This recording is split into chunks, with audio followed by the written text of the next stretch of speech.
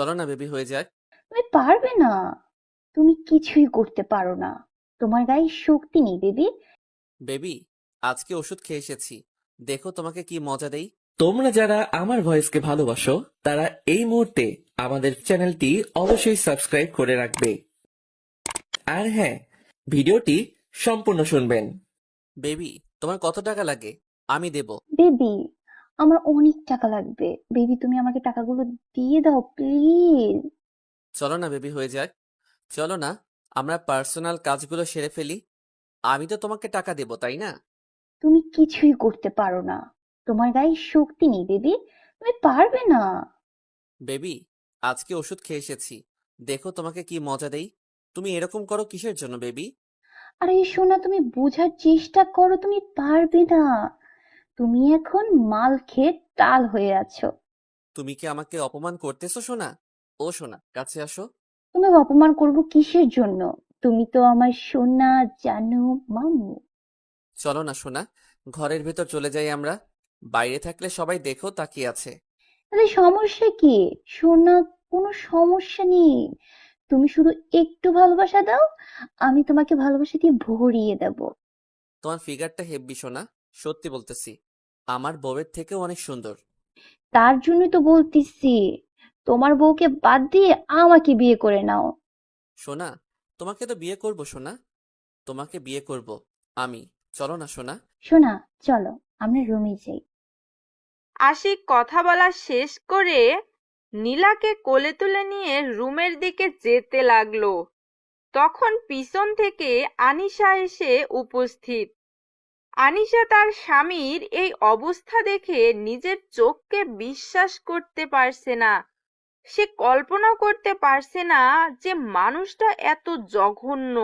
সে আশিককে মনে করত অনেক ভদ্র, অনেক শান্ত, অনেক ভালো একটা ছেলে। কিন্তু আজকে সে নিজের চোখকে বিশ্বাস করতে পারছে না। অনেকেই অনেক কথা বলতো, আনিশা কথাগুলো তোয়াক্কা না করে আশিকের সাথে সংসার শুরু করেছিল। কিন্তু আজকে সে হাতে নাতে ধরতে পারলো আশিককে। তোমার এই রূপ আজকে আমি নিজের চোখে দেখে অবাক হলাম। তুমি যে এতটা জঘন্য মানুষ আমি কখনো কল্পনা করতে পারিনি। আমি নিজের চোখে দেখে বিশ্বাস করতে পারছি না যে মানুষটা আমাকে এত ভালোবাসে সেই মানুষটা এতটা জঘন্য। ছি! তোকে কি একবারের জন্য বলেছিলাম এখানে আসার জন্য? তুই এখানে এসেছিস কিসের জন্য? চলে যাও। তুমি একবার বোঝার চেষ্টা করো, তখন আমি ভুল করেছিলাম তোমার সাথে। তার জন্য তুমি আমাকে এইভাবে আঘাত করতে পারো না কথা দিয়ে। দেখো, বেশি বকবক করার সময় আমার নেই। আর তুমি আমার চোখের সামনে একদম থাকবে না, তাহলে কিন্তু কখন কি করে বসবো নিজেও জানি না। তুমি ভুল বুঝতেছো। আমাকে আসলে যেখানে সমস্যার তুমি সেখানে না দেখে অন্য একটা বিষয় নিয়ে আমার সাথে মনোমালিন্য করে থাকতে পারো না।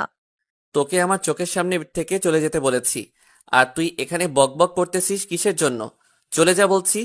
আমি চলে যাওয়ার জন্য এখানে আসিনি। তুমি আমার সাথে এরকম ব্যবহার করতে পারো না। তোমার কাছে আমি এরকম ব্যবহার আশা করিনি। তুমি একটু বোঝার চেষ্টা করো, তুমি তো অবুঝ না। দেখো, ভালো হবে না বলে দিচ্ছি, চলে যাও। আমি চলে যাবার জন্য এখানে আসিনি। আমি আমার অধিকারটা নিতে এখানে এসেছি। তুমি কেন আমার সাথে এরকম করবে? কিসের জন্য? তোকে বলতেছি তুই এখান থেকে চলে যা, তারপর বারবার কেন কানের কাছে ঘ্যান ঘ্যান করতেছিস?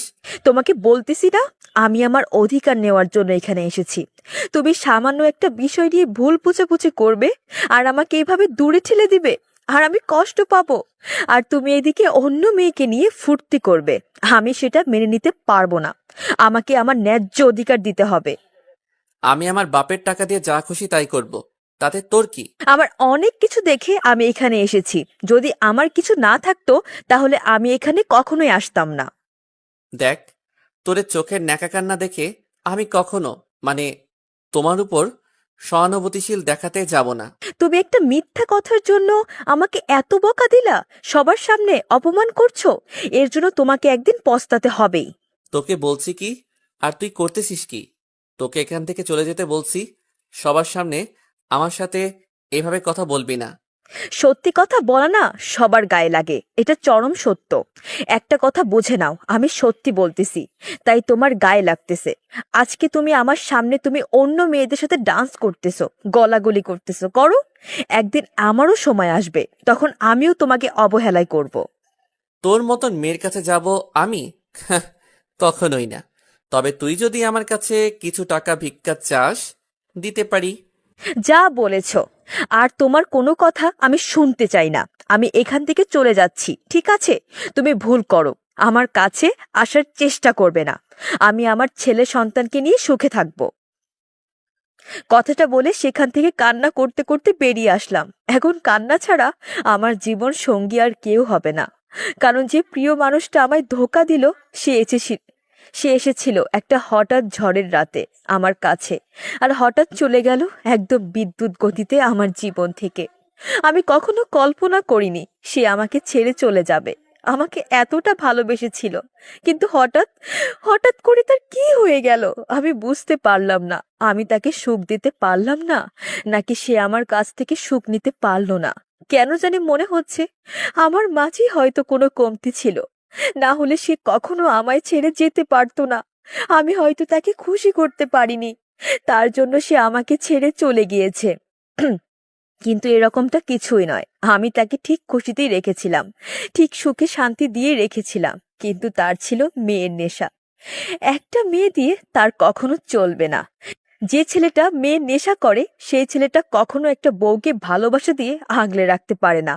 হয়তো আজকে আমি তার কাছে আকুতি মিনতি করলাম, কিন্তু সবার সামনে অপমানিত হয়ে আমাকে বের করে দিল। কিন্তু একদিন সময় আসবে, সে আমার কাছে ফিরে আসবে, কিন্তু আমি তাকে আমার কাছে গ্রহণ করব না। যে ছেলে আছে আমি তাকে নিয়ে আমার ভবিষ্যৎ গড়ে তুলব। ভাবছেন আমাদের বিয়ের হওয়ার অনেক দিন হইল, তাই না? আসলে সেই রকম কিছুই না। আসলে আমার প্রেগন্যান্সি টেস্ট করিয়েছিলাম, তখন ডাক্তাররা বলেছিল আমি প্রেগনেন্ট। আর মনের খুব ইচ্ছে ছিল যে প্রথম সন্তানটা ছেলে হবে, তার জন্য আমি বলেছি ছেলে হবেই।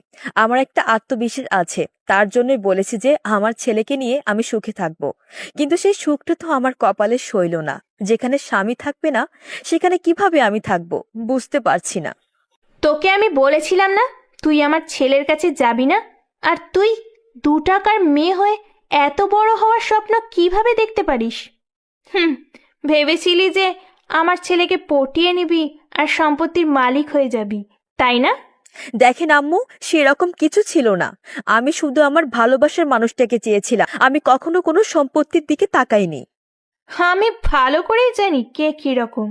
তোর মুখ দেখলেই বোঝা যায় তুই সম্পত্তির লোভে আমার ছেলেকে বিয়ে করেছিস ফাঁদে ফেলে।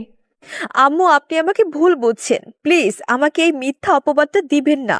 আপনার সন্তান আমাকে আজ দূর করে দিচ্ছে, আর আপনিও আমাকে এইভাবে বলছেন। যাই হোক, আমার ছেলের তাহলে বুদ্ধি ফিরে এসেছে। তাকে কত করে বলেছিলাম যে তোর মতো একটা মেয়েকে কেন সে বাসায় রেখেছে, শেষ পর্যন্ত আপদ বিদায় করে দিয়েছে। আম্মু দেখেন, আমিও তো আপনার একটা মেয়ের মতো, তাই না? যদি আপনার ছেলে না হয় মেয়ে হতো, তাহলে তো সে আর আজকে আমার মতোই হইতো, তাই না? সে তো গরিব ঘরে জন্ম নিত না, সে তো আমার মেয়ে হতো, তাই না? বড় লোকের মেয়ে। আর সে তো দেখতে অনেক সুন্দর হতো, তোর মতো একটা কালসাপ হতো না। আম্মু, আপনি আমাকে এত পরিমাণে ঘৃণা করেন আমি কখনো বুঝতে পারিনি। আমি তো আপনার কোনো ক্ষতি করিনি। আপনি যখন যেটা বলেছেন আমি তো মাথা পেতে নিয়েছি, সেটাই। আপনার সব কাজ করে দিয়েছি, তারপর আপনার মনটা আমি পেলাম না। এখন আমি তোর মুখ দেখতে পাচ্ছি না। এখন ঘরের কাজ যেগুলো আছে সব কমপ্লিট কর। তারপর আমার কিছু কাপড় আছে, সেগুলো পরিষ্কার কর। তারপর ঘরগুলো ভালোভাবে পরিষ্কার কর। তারপর কি করবি? বাকি কাজগুলো করবি। আমি এখন ঘুমোতে যাচ্ছি। আনিসা আর কোনো কিছু বলতে পারলো না লজ্জায়। তার উপর তার স্বামী আজকে যে ব্যবহার করলো সবার সামনে, সে ভেবেছিল তার শাশুড়ি আম্মু তাকে হয়তো একটু সান্ত্বনা দিয়ে বাসায় থাকতে বলবে, কিন্তু তিনি যেটা বলে গেলেন তাতে তো বাসায় থাকা কোনোভাবেই সম্ভব না। তাকে তাহলে এখানেই তিলে তিলে মরতে হবে। তার পেটে সন্তান আসবে, তাকে কিছু করে খাওয়াতে পারবে না। আনিশা মনে মনে ভাবতে লাগলো, সে যদি এখন এখান থেকে গ্রামের বাসায় চলে যায় তাহলে তাকে নিয়ে তো সবাই হাসি ঠাট্টা করবে। এখান থেকে গ্রামের বাসায় যাওয়া যাবে না, কারণ গ্রামের মানুষকে সে বড় মুখ করে বলে এসেছে এখন সে বড়লোক বাড়ির বউ। গ্রামের মানুষরা বড়লোকদের সম্মান কি পরিমাণ করে সেটা বলার বাহিরে। এখন যদি আমি কোনো মতে গ্রামে যাই এবং গ্রামের মানুষ কোনো মতে জানতে পারে বিষয়টা, তাহলে আনিশার আব্বু আম্মুর মুখে চুনকালি লেগে যাবে। এটা কখনোই হতে পারে না। আনিশা তারপর শোরুমে গিয়ে তার প্রয়োজনীয় জিনিসপত্র নিয়ে বাসা থেকে বেরিয়ে পড়ল, কারণ এই সময় বাসায় কেউ নেই। তার শাশুড়ি আম্মা গেল ঘুরতে, আর তার স্বামী তো এখন পার্টি নিয়ে ব্যস্ত। আজকে আমি বাসা থেকে সেই মেয়েটাকে তাড়িয়ে দেওয়ার ব্যবস্থা করব। এই জঘন্য মেয়েটাকে আমি কখনোই আর সোসাইটিতে মেইনটেইন করতে পারবো না। গ্রামের খ্যাতমার্কা একটা মেয়ে। মেয়েটা হতে পারে গ্রামের, হতে পারে, কিন্তু তার মাঝে অনেক গুণ আছে যেটা তুমি উপলব্ধি করতে পারো না।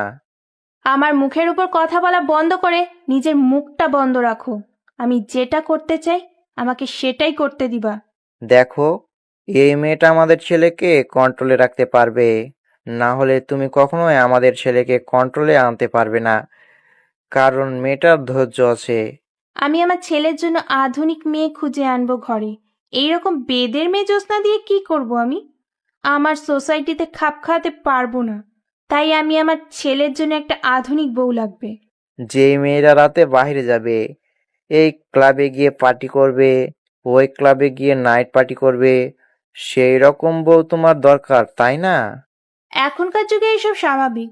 তুমি এসব নিয়ে তর্ক করা বাদ দাও তো। আমার সাথে এখন চুপচাপ গাড়ি চালাও তো।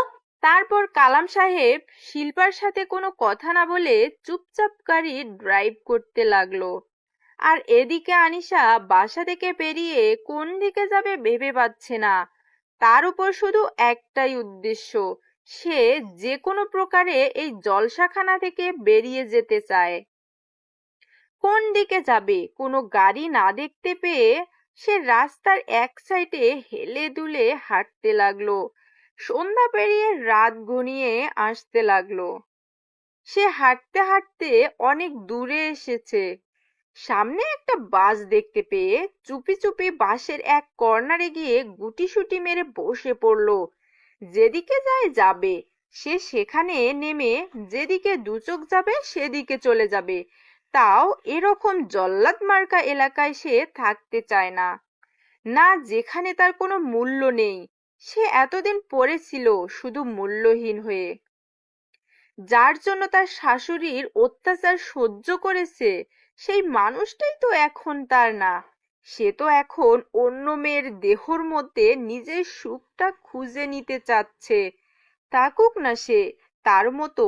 আনিশা এটাকে স্বপ্ন ভেবে হয়তো ভুলে যাওয়ার চেষ্টা করবে। ভুলে যাওয়া সহজ নয়, কিন্তু চেষ্টা তো করতেই হবে। সত্যি সোনা, অনেক মজা পাইছি। সোনা, তোমার টেস্ট হেভি। শোনা, আমি অনেক মজা পাইছি। তোমার এই মজা দেওয়ার প্রক্রিয়াটা অনেক ভালো ছিল। চলো, আজকে তোমাকে আমার বাসায় নিয়ে যাব। আমার বউয়ের সামনে আমি তোমাকে জড়িয়ে ধরে শুয়ে থাকবো। চলো।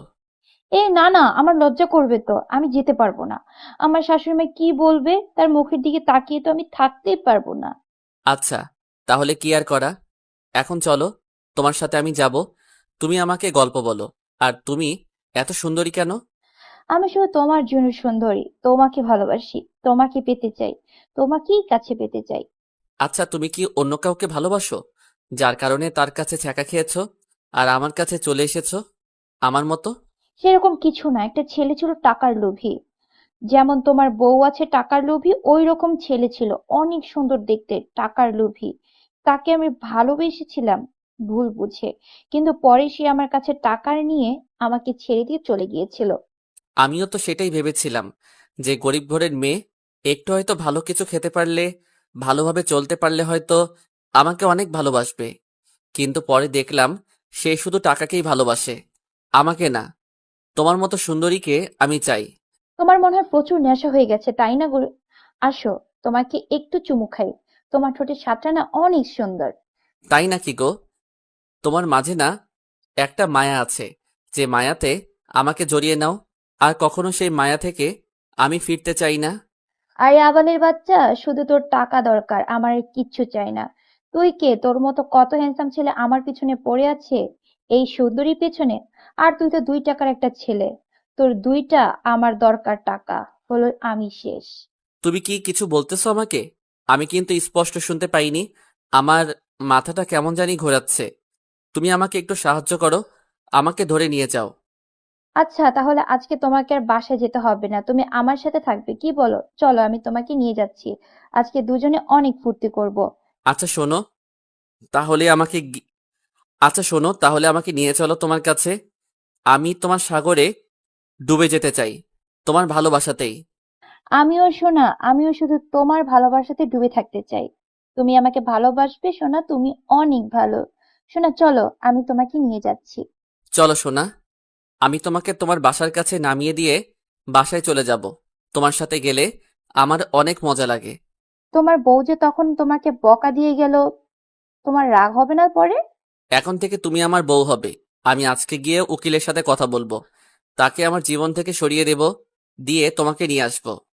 আচ্ছা সোনা, তাহলে তাই করো, যত দ্রুত সম্ভব তুমি আমাকে তোমার বউকে মাথা রাখার সুযোগ করে দাও। তুমি একদম টেনশন করবে না, খুব তাড়াতাড়ি আমি তোমাকে আমার বুকে রাখবো সোনা। তোমাকে ছাড়া আমি থাকতে পারবো না। হুম। সোনা আমার, তোমাকে এতগুলো ভালোবাসা।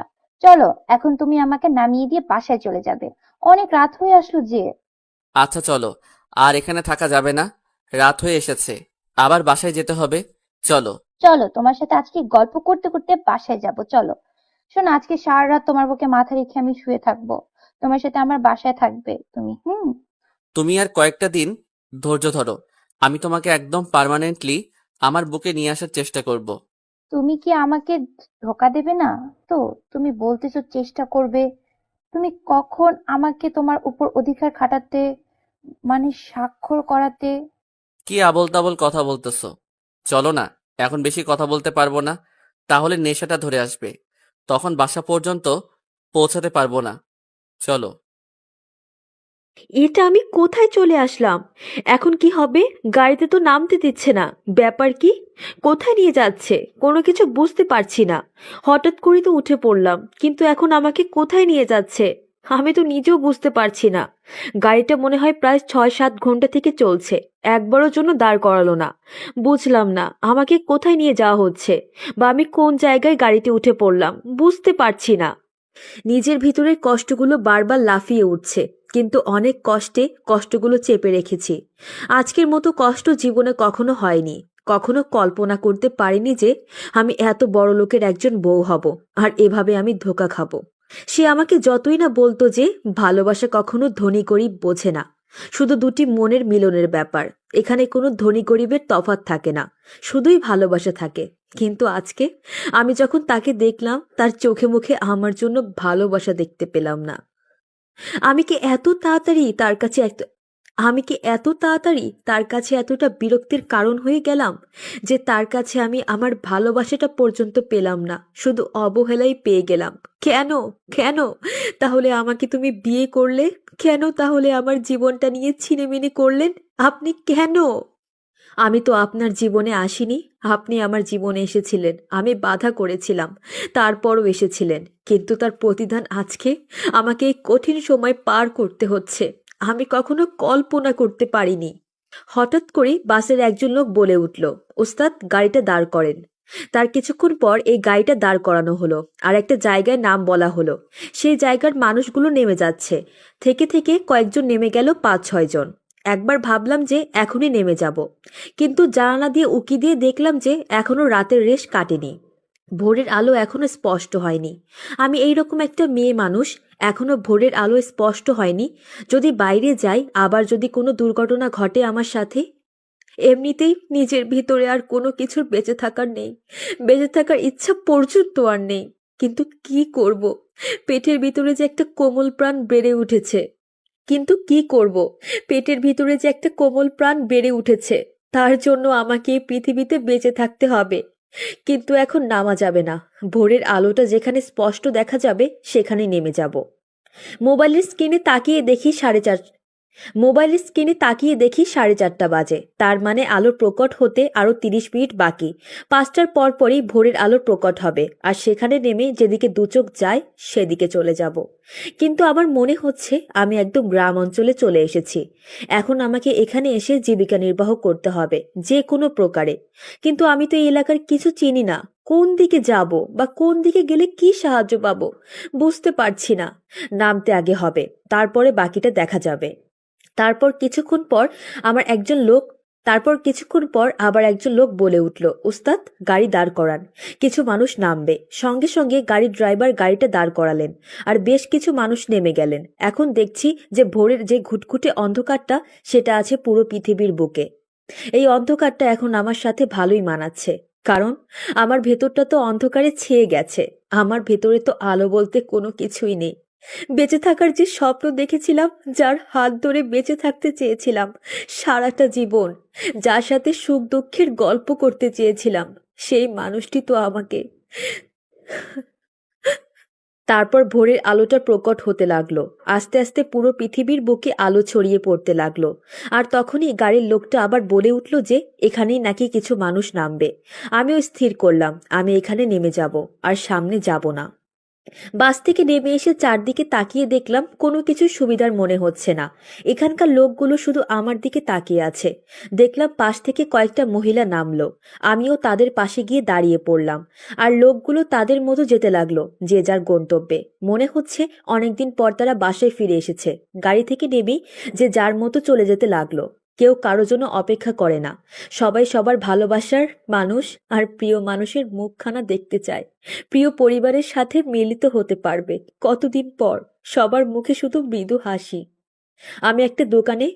আমি একটা চায়ের দোকানে গিয়ে বসে পড়লাম। কি করব, একটা মেয়ে মানুষ। হঠাৎ করে একটা চায়ের দোকানে প্রবেশ করেছি, তাও আবার গ্রাম অঞ্চলের সবাই আমার দিকে অবাক দৃষ্টিতে তাকিয়ে আছে, কারণ নিজের ভিতর কেমন যেন করতে লাগলো। কি আর করার, তাও সেখানে একটা রুটি আর একটা কলা খেয়ে নিলাম। কি রে গ্রামের খ্যাত মার্কা মেয়ে, কোথায় তুই? আমার বাসার সকালের কাজগুলো কে করবে? এত বেলা হয়ে গেছে আর তুই এখানে ঘুমিয়ে আছিস, ব্যাপার কি? শিল্পা বেগম কথাগুলো একাই একাই বলতেছে, কিন্তু তিনি মনে করতেছে হয়তো ঘরে আনিশা আছে। কিন্তু তিনি তো আর জানে না যে আনিশা চিরতরে তাদের এই যন্ত্রণা থেকে মুক্তি নিয়ে এখান থেকে চলে গিয়েছে। কি রে, কথা বলছিস না কিসের জন্য? নাকি রাতে কোথাও গিয়েছিলি আবার? আমার ছেলে তোকে বাদ দিয়ে দেবে? অন্য কোনো ছেলের কাছে গিয়েছিলি নাকি? তার কথার কোনো জবাব আসছে না দেখে তার মেজাজটা আরো অনেক কিটকিটে হয়ে গেল। তার এখন ইচ্ছা করছে আনিশাকে পিটাবে, কিন্তু তিনি যখন রুমের দরজায় ধাক্কা দিলেন তখন দেখলেন যে আপনা আপনি রুমের দরজাটা খুলে গেল। ব্যাপার কি, তিনি বেশ অবাক। তার থেকেও বড় অবাক হলেন যখন ঘরে কাউকে দেখতে পেল না। ঘর পুরোপুরি ফাঁকা, তার ছেলেও নাই এবং তার ছেলের বউ সেও নেই রুমে, একদম পুরো ফাঁকা পড়ে আছে। কালকে যেরকম রেখে গিয়েছে ঠিক তেমনই আছে, কিন্তু একটু অগোছালো রুমটা। ব্যাপার কি, তিনি ভেবে পাচ্ছে না এখানে কি হতে যাচ্ছে। আর উনি একটু লক্ষ্য করে দেখলেন যে তার ছেলের বউ, যাকে তিনি গ্রামের খ্যাতমার্কা মেয়ে বলে ডাকে, সব সময় তার কোনো কাপড় বা তার কোনো প্রয়োজনীয় জিনিসপত্র দেখা যাচ্ছে না রুমে। শিল্পা বেশ অবাক হলেন ব্যাপারটা দেখে। কোথায় তুমি? বেরিয়ে আসো, দেখো কি কাণ্ড হয়ে গিয়েছে বাসার ভিতরে। বাসায় কেউ নেই, তুমি আমি ছাড়া। এখন বাসায় কেউ নেই, তাড়াতাড়ি বেরিয়ে আসো, দেখো। কি হয়েছে? তোমরা এত সকালে চিল্লাচিল্লি করতেছো কিসের জন্য?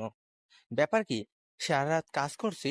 তোমার ছেলে, তোমার ছেলের বউ কেউ রুমের ভিতরে নেই। রুমের ভেতর থেকে দরজা বন্ধ করা থাকবে, সেটাও নেই। আমি যখন রুমে গেলাম আর রুমের ভেতরটা কেমন যেন অগোছালো লাগতেছিল। তুমি এত অস্থির হচ্ছ কিসের জন্য? তারা হয়তো কোথাও ঘুরতে গিয়েছে সকাল মুহূর্তে উপভোগ করার জন্য। তুমি সব সময় রোমান্টিক মুডে থাকতে চাও, তাই না? তোমার এত রোমান্টিক মুড আসে কোথা থেকে? আমি টেনশনে মরে যাচ্ছি। এত টেনশন করতে হবে না।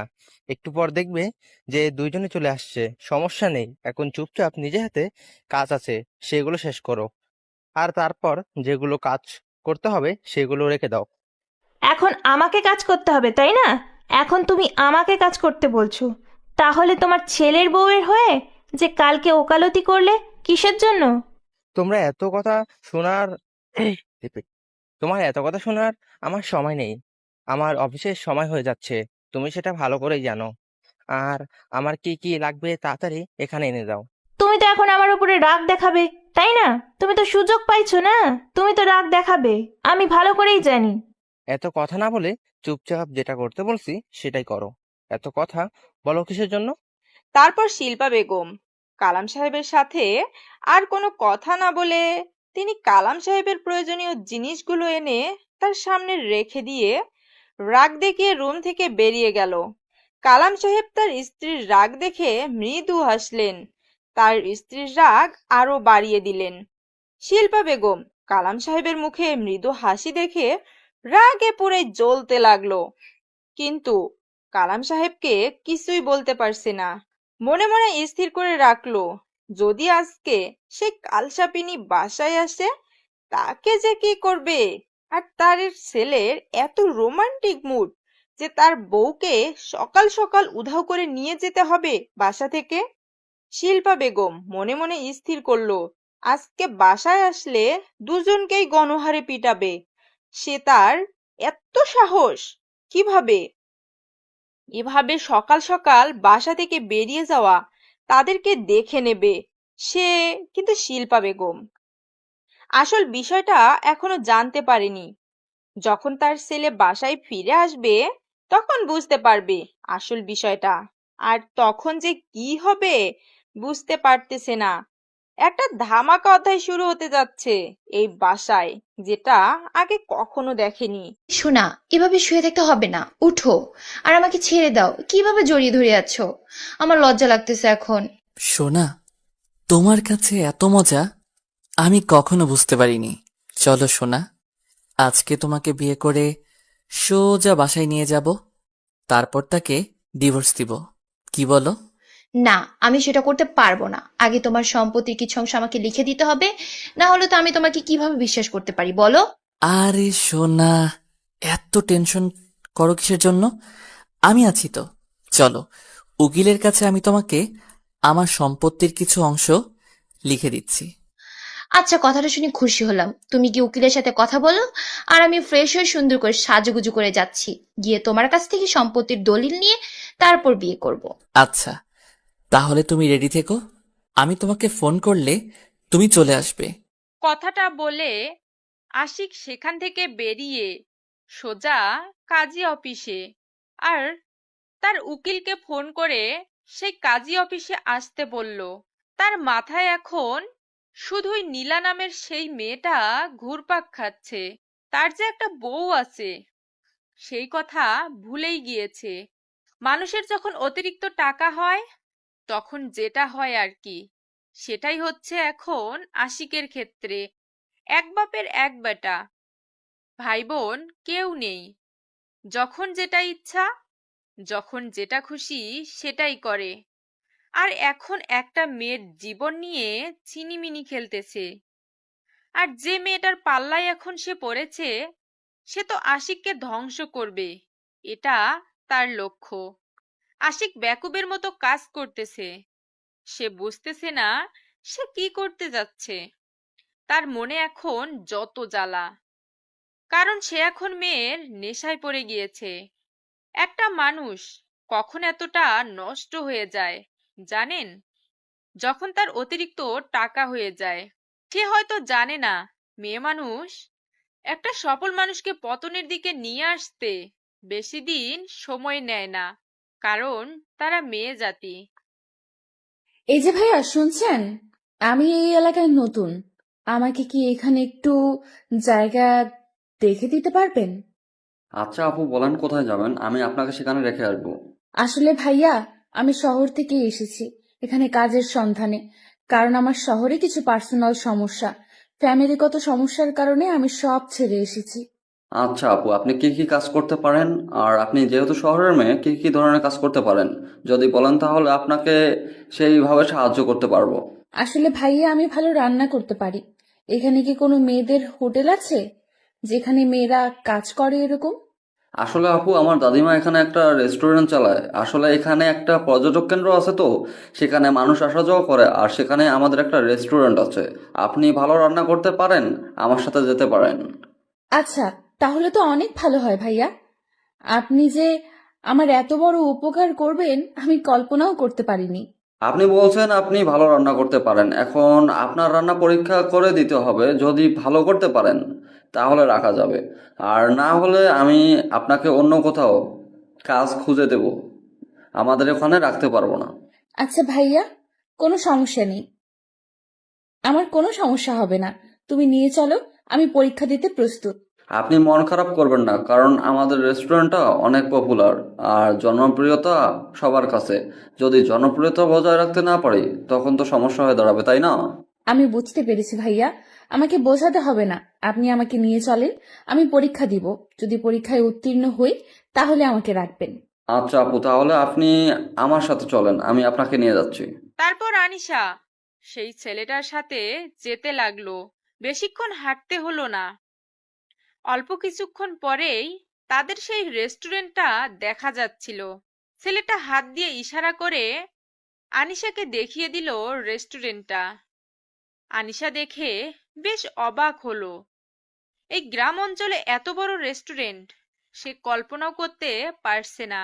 আসলে রেস্টুরেন্টটা দেখতে অনেক সুন্দর, আর ছেলেটাকে দেখে মনে হচ্ছে না ছেলেটা সেখানের মালিক। এমন সিম্পল ভাবে চলাফেরা করে। তারপর আনিশা ছেলেটার সাথে গল্প করতে করতে রেস্টুরেন্টের কাছে গিয়ে দেখে রেস্টুরেন্টে অনেক মানুষজন অপেক্ষা করতেছে তাদের রান্না খাওয়ার জন্য। আনিশা এত মানুষকে দেখে প্রথমে ভেঙে পড়ল, কারণ সে যদি ভালো মতো রান্না করতে না পারে তাহলে সে এখানে থাকতে পারবে না। তখন যে তার কি হবে ভেবে পাচ্ছে না। আনিশা নিজের মনের ভিতর আত্মবিশ্বাসটা জাগিয়ে তোলার চেষ্টা করতেছে। সে নিজেকে নিজেই বলতেছে, আনিশা তুই পারবি, তুই পারবি, তোকে পারতেই হবে। তারপর ছেলেটা আনিশাকে সঙ্গে করে নিয়ে রেস্টুরেন্টের ভিতর প্রবেশ করে। যেখানে খাবার তৈরি করা হয় সেখানে নিয়ে আসলো, রান্নাঘরে নিয়ে আসলো, আর সেখানে তার দাদিমাকে দেখলো আনিশা। তারা নিজেরাই রেস্টুরেন্টটা চালায়, কোনো কাজের লোক রাখে না। কিন্তু আনিশাকে নিয়ে আসার কারণ হচ্ছে যে আনিশা শহরের মেয়ে, আর সে নাকি ভালো রান্না করতে পারে। আর এখানে ভালো রান্নার অনেক ডিমান্ড। তার কারণে ছেলেটা আনিশাকে পরীক্ষা করার জন্য এখানে নিয়ে আসলো। যদি আনিশা ভালো পারফরমেন্স করতে পারে তাহলে তাকে রেখে দিবে, আর সামান্য কিছু মাইনে দিয়েই রেখে দিবে এখানে। আর তার খাওয়া দাওয়ার জন্য সবকিছু তারা দেবে। আর তার দাদিমার সাথে থাকবে মেয়েটা। তার জন্য ছেলেটা তাকে নিয়ে আসলো, না হলে কখনোই আনিশাকে এখানে আনতো না ছেলেটা। এখানে সবকিছু রেডি করা আছে, দেখে শুনে সুন্দর করে এই মাংসটা রান্না করেন। আর এগুলো আমাদের খাওয়ার জন্য সবার, তাই ভালো করে রান্না করবেন, আর এর উপর আপনার মার্কস দেওয়া হবে। দোয়া করবেন যাতে করে ভালো কিছু করতে পারি। আর আমার আত্মবিশ্বাস আছে আমি ভালো রান্না করতে পারি, আর এখানেও ভালো কিছুই করে দেখাবো। জি আপু, একদম দোয়া করলাম মন থেকে। আমিও চাচ্ছি, আপনি যেহেতু শহর থেকে এসেছেন আর আপনাকে দেখে মনে হচ্ছে অনেকটা অসহায়, আপনার মুখ দেখে বুঝতে পারতেছি, কারণ নিয়ে আসলাম। তাহলে কখনো নিয়ে আসতাম না, না কারণ আমার দাদিমা যেটা রান্না করে সেটা অনেক সুস্বাদু হয়। আমি বুঝতে পেরেছি ভাইয়া তোমার কথা। আমি আমার সর্বোচ্চ দিয়ে চেষ্টা করব রান্নাগুলো ভালো করার জন্য। তুমি শুধু আমার জন্য দোয়া করো যাতে করে আমি এখানেই থাকতে পারি। আচ্ছা তাহলে রান্না করেন, আর যদি কিছু লাগে তাহলে আমাকে বলতে পারেন, আমি নিয়ে এসে দিচ্ছি। পরে আবার সমস্যার কথা বলতে পারবেন না, এখন সবকিছু দেখে নেন। আমি তো সবকিছু দেখতে পারতেছি। আমি যেগুলো দিয়ে রান্না করতে পারবো সেগুলো সব কিছু এখানে আছে, কোনো সমস্যা হবে না। আমি সুন্দর করে রান্না করে দিচ্ছি, তারপর পরীক্ষা নিয়ে টেস্ট করে বলিয়েন, সমস্যা নাই। এই নাও তোমার ভাগের সম্পত্তির দলিল, এখন চলো বিয়ে করব, বিয়ে করব। এখন চলো বিয়ে করব, বিয়ে করব। কিসের? বিয়ের আগে তুমি সবকিছু আমাকে ঠিকঠাক করে দাও। সবকিছু ঠিকঠাক আছে, আমি স্বাক্ষর পর্যন্ত দিয়ে দিয়েছি। দেখো, সবকিছু ঠিকঠাক আছে। এখন থেকে এই সম্পত্তির মালিক শুধু তুমি, এখানে কেউ হাত লাগাতে পারবে না। আচ্ছা, তাহলে আমি তোকে বিয়ে করব কিসের জন্য? তুই কোথাকার আবাল? কি বলতেছো? মাথা ঠিক আছে? তুমি আমাকে ধোকা দিচ্ছ? এটা ঠিক না। তুমি কিন্তু কথা দিয়েছো আমাকে। কথা দিয়েছিস সেটা ঠিক আছে, এখন কথা রাখতে পারবো না, কারণ তুই তো কালকে আমাকে সারা রাত খেয়েছিস। দেখো, তুমি এরকম করতে পারো না আমার সাথে। তুমি আমার সাথে ধোকাবাজি করতে পারো না। তুমি আমাকে নিয়ে খেলতে পারো না। যে ছেলের ঘরে এত সুন্দর বউ রেখে আমার পেছনে লেগে থাকতে পারে, আমি কোন বিশ্বাসে তোর ঘরের বউ হবো বল? এরকমটা কিন্তু কথা ছিল না। আমি শুধু তোমাকে ভালোবেসেছিলাম। তুমি আমার সাথে এরকমটা করতে পারো না। মাত্র 2 দিনের পরিচয় আমাদের, তাতে তুই আমাকে ভালোবেসেছিলে? তোর যে ঘরে বউ রেখে আসছিস সেটা তো আমি দেখেছি, তাই না? তোর বউটা কিন্তু অনেক সুন্দর, হেব্বি আমার থেকেও। দেখো, তোমার কথা মতো আমি সব কিছু দিয়ে দিয়েছি। এখন তুমি তোমার কথা রাখবে। আমার সাথে তুমি বেইমানি করতে পারো না। তুমিও বেইমান, আমি না বেইমান, সমান সমান, কেউ কাউকে তো অপবাদ দিতে পারে না। তুমিও বেইমানি করছো আমার সাথে, আমিও তোমার সাথে করলাম, ঝামেলা শেষ। এখন তুমি তোমার রাস্তায়, আমি আমার রাস্তায়।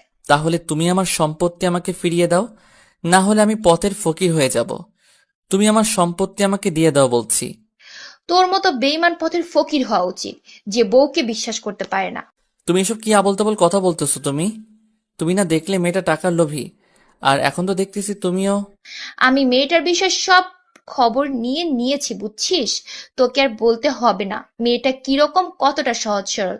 তুই তাকে কিভাবে ব্যবহার করিস আমি ভালো করে খোঁজ খবর নিয়ে দেখেছি, আমাকে বলতে হবে না। কথাটা বলে নীলা সম্পত্তির পেপারটা হাতে নিয়ে চলে গেল আর আশিককে বলে গেল সে যেটা সম্পত্তির মালিক, এখন যা পায় সবকিছু বুঝে নিবে পরশুদিনের মধ্যেই।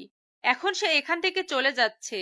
আর আশিককে বলে গেল আর যেন ভুল করেও তার পিছনে না যায়, তাহলে কিন্তু তার লাশ আর ফেরত আসবে না। আশিক কি করবে না করবে ভেবে পাচ্ছে না, একদম দিশাহারা হয়ে যাচ্ছে। কি করলো সে ভেবে পাচ্ছে না। তার অর্ধেক সম্পত্তি সেখানে ছিল, সে ভেবেছিল তারা থাকা মানে তারও সেখানে অধিকার থাকবে। তারা তো এক হচ্ছে, তাহলে সমস্যা কোথায়? নামে থাকলেই চলবে, এটা ভেবে অর্ধেক সম্পত্তি লিখে দিয়েছে, তাও আবার যেগুলো টপ বিজনেসে আছে এখন সেগুলো। আশিক ভেবে পাচ্ছে না তার এখন কি করা উচিত। তার মাথায় মনে হচ্ছে আকাশ ভেঙে পড়েছে। সে এখন কি করবে না করবে ভেবে পাচ্ছে না। তার মাথা পুরোই হ্যাং। সে কোথায় যাবে, কি করবে? বাসায় যাবে কি করে? তার আব্বুকে সে মুখ দেখাবে কি করে? সে চুপচাপ একদম নিস্তব্ধ হয়ে পায়ে হেঁটে হেঁটে 5 কিলোমিটার জায়গা বাসায় এসে রুমের ভিতর গিয়ে দরজা বন্ধ করে লাইট অফ করে একদম অন্ধকার বিছানায় শুয়ে পড়ল। তার এখন কোনো কিছুই নেই, তার না আছে কোনো সঙ্গী, না আছে তার সম্পত্তি। সে এখন একটা অবহেলিত ছেলে। আশিক কান্না করতেছে নিঃশব্দে, বালিশে মুখ গুজে দিয়ে নিঃশব্দে কান্না করতেছে। আর সে ভাবতেছে আনিশার সাথে কত খারাপ ব্যবহার করেছিল, তারপরও মেয়েটা তাকে কখনো একা ছেড়ে দেয়নি, সব সময় তার সাথে লেগেছিল। কতই না তাকে গালি দিত, এমনকি মাঝে মাঝে অনেকভাবে অত্যাচার করত। তারপরও মেয়েটা আশিকের বুকের উপর মাথা রেখে ঘুমিয়ে থাকতো। এখন আশিকের আনিশার কথা খুব মনে পড়তেছে, কিন্তু আনিশা এখন অনেক দূরে। তার তখনই মনে পড়ে গেল যে আনিশা কোথায়। সে চারপাশে আনিশাকে খুঁজতে লাগলো। রুম থেকে বের হয়ে পুরো বাড়ি আনিশাকে খুঁজতে বের হলো, কিন্তু সে আনিশাকে কোথাও পেল না। তার আম্মুর কাছে গেল। সে তার আম্মুকে গিয়ে যখন জিজ্ঞেস করবে যে আনিশা কোথায়, কিন্তু তার আগে আশিকের আম্মু মানে শিল্পা বেগম আশিককে আনিশার কথা জিজ্ঞেস করলো। আশিক থতমত খেয়ে গেল। কি উত্তর দিবে এখন? তার আম্মুকে ভেবে পাচ্ছে না। কি রে, তুই একা বাসায় ফিরে এসেছিস যে? তোর বউ কই? একটু বাইরে গেছে, একটু পরে চলে আসবে। আমি একটু বিশ্রাম করি, ক্লান্ত লাগতেছে। এসব কি কথা বলছিস তুই? আমার হাতের কাজগুলো কে করে দেবে? তাহলে তুই করে দে। আচ্ছা আম্মু, তুমি মেয়েটাকে এত কষ্ট দাও কিসের জন্য? বুঝি না। আজকে আবার তোর কি হলো যে মেয়েটার জন্য তোর এত মায়া লাগতেছে? ব্যাপার কি? তাকে তো ভালো মতো খাইতে দাও না, ভালো মতো পড়তে দাও না, তারপরও তোমাকে যেটা সম্মান করে সেটা তো বলার বাহিরে। আর তারপরও তুমি তাকে যেটা অত্যাচার করো। বুঝতেছি না তুই হঠাৎ এত পরিবর্তন হচ্ছিস কিসের জন্য? তোকে তো বিয়ে দিয়েছিলাম আমার কাজের মেয়ে আনার জন্য, তাই না? তোমার অত্যাচার আর আমার অত্যাচার সহ্য করতে না পেরে মেয়েটা বাসা ছেড়ে চলে গিয়েছে। চলে গিয়েছে ভালোই হয়েছে, মেয়েটাকে আর সহ্য হচ্ছে না। গ্রামের ক্ষেতমার্কা মেয়ে, কিছুই বোঝে না, হুদাই কথা বলে। তুমি ঠিক বলছো, গ্রামের খ্যাতমার্কা মেয়ে কিছুই বোঝে না, সব কথা সহ্য করে, তারপরও সবকিছু করে দেয়। আজকে তোর কি হয়েছে বুঝতেছি না তো। হঠাৎ করে তুই মেয়েটার পক্ষপাতিত্ব করছিস কিসের জন্য? তোর বাপের মতো। কই, কিছু না তো। আমি রুমে যাচ্ছি, আর ডিস্টার্ব করবে না আমাকে, এখন ভালো লাগতেছে না। বিকেলে রেডি থাকিস, মেয়ে দেখতে যাব। আমার একটা বান্ধবীর মডার্ন মেয়ে আছে, তার সাথে তোর বিয়ে দেব। কারণ খ্যাতমার্কা মেয়েকে দেখলাম কি রকম করে। এবার মডার্ন মেয়ের সাথেই তোর বিয়ে দেব। আমি বিয়ে করতেছি না, আমি তো এখন বিবাহিত ছেলে, তাই না? আর আমার বউকে তো ডিভোর্স দেইনি যে অন্য একটা মেয়েকে বিয়ে করে আনবো। তোর মাথা ঠিক আছে? কি আবল তাবল কথাবার্তা বলতেছিস বুঝতেছি না তো। হঠাৎ করে তোর এত পরিবর্তন কিসের জন্য শুনি? তোমার মাথা ঠিক নেই, যার জন্য তুমি এসব আবল তাবল কথা বলতেছো।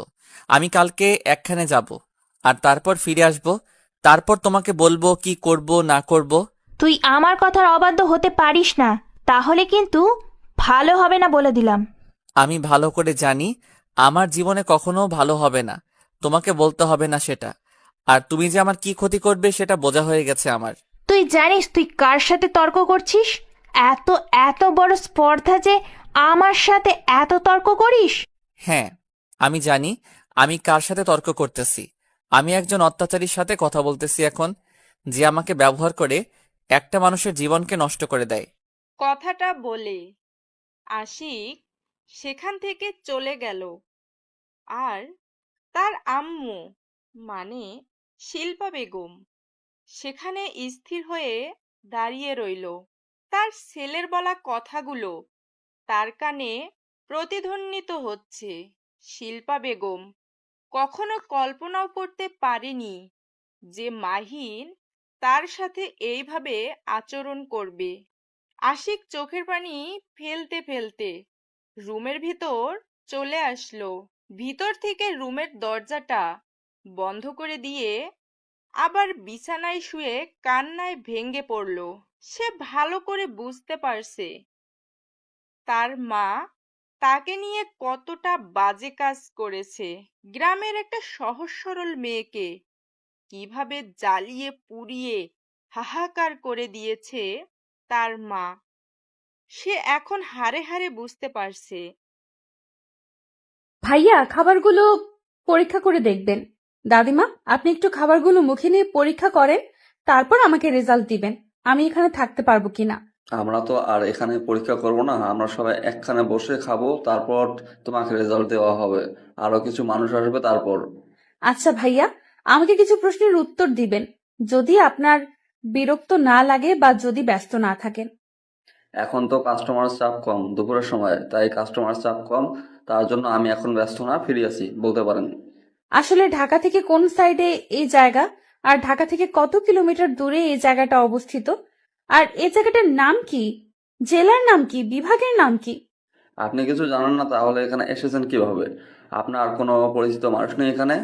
একটা মানুষ যখন সবকিছু ছেড়ে দিয়ে নিঃস্ব হয়ে সবকিছু ছেড়ে দিয়ে একা একা পথ চলা শুরু করে দেয়, জানো তুমি? হয়তো আমি কিছু বুঝতে পারবো না, কিন্তু আপনাকে দেখে মনে হচ্ছে আপনার ভিতরে অনেক কষ্ট, যন্ত্রণা আপনি সহ্য করতে পারতেছেন না। কারণ আপনাকে আমি লক্ষ্য করেছি, আপনি যখন রান্না করতেছিলেন তখন অনেক কান্না করতেছিলেন। আচ্ছা, তাহলে এখন আমি একটু এখানে বসে থাকতে পারি? আপনার যখন খুশি তখন এগুলো পরীক্ষা করে আমাকে জানাবেন। আমাদের ভিতরে একটা বিশ্রাম করার মতো রুম আছে, আপনি সেখানে গিয়ে বিশ্রাম নেন, আমি আপনাকে পরে ডেকে নেব। ধন্যবাদ ভাইয়া। তাহলে আমাকে একটু রুমটা দেখিয়ে দেন, আমি কি একটু বিশ্রাম করব? আমার একটু ক্লান্ত লাগতেছে তো। আচ্ছা, আপনি কিছু নাস্তা করে নেন, তাহলে ক্লান্ত দূর হয়ে যাবে। না হলে এই অবস্থায় যদি শুয়ে থাকেন তাহলে আরো ক্লান্ত হয়ে যাবেন। থাক, লাগবে না, এখন কিছু খেতে ইচ্ছে করতেছে না, মাথা ঘুরতেছে, জার্নি করে এসেছি তো তাই। আপনাকে অনেক কষ্ট দিয়ে ফেলেছি, এত দূর জার্নি করে এসেছেন, তার উপর এতগুলো রান্না করলেন, হয়তো অনেক কষ্ট লাগতেছে আপনার।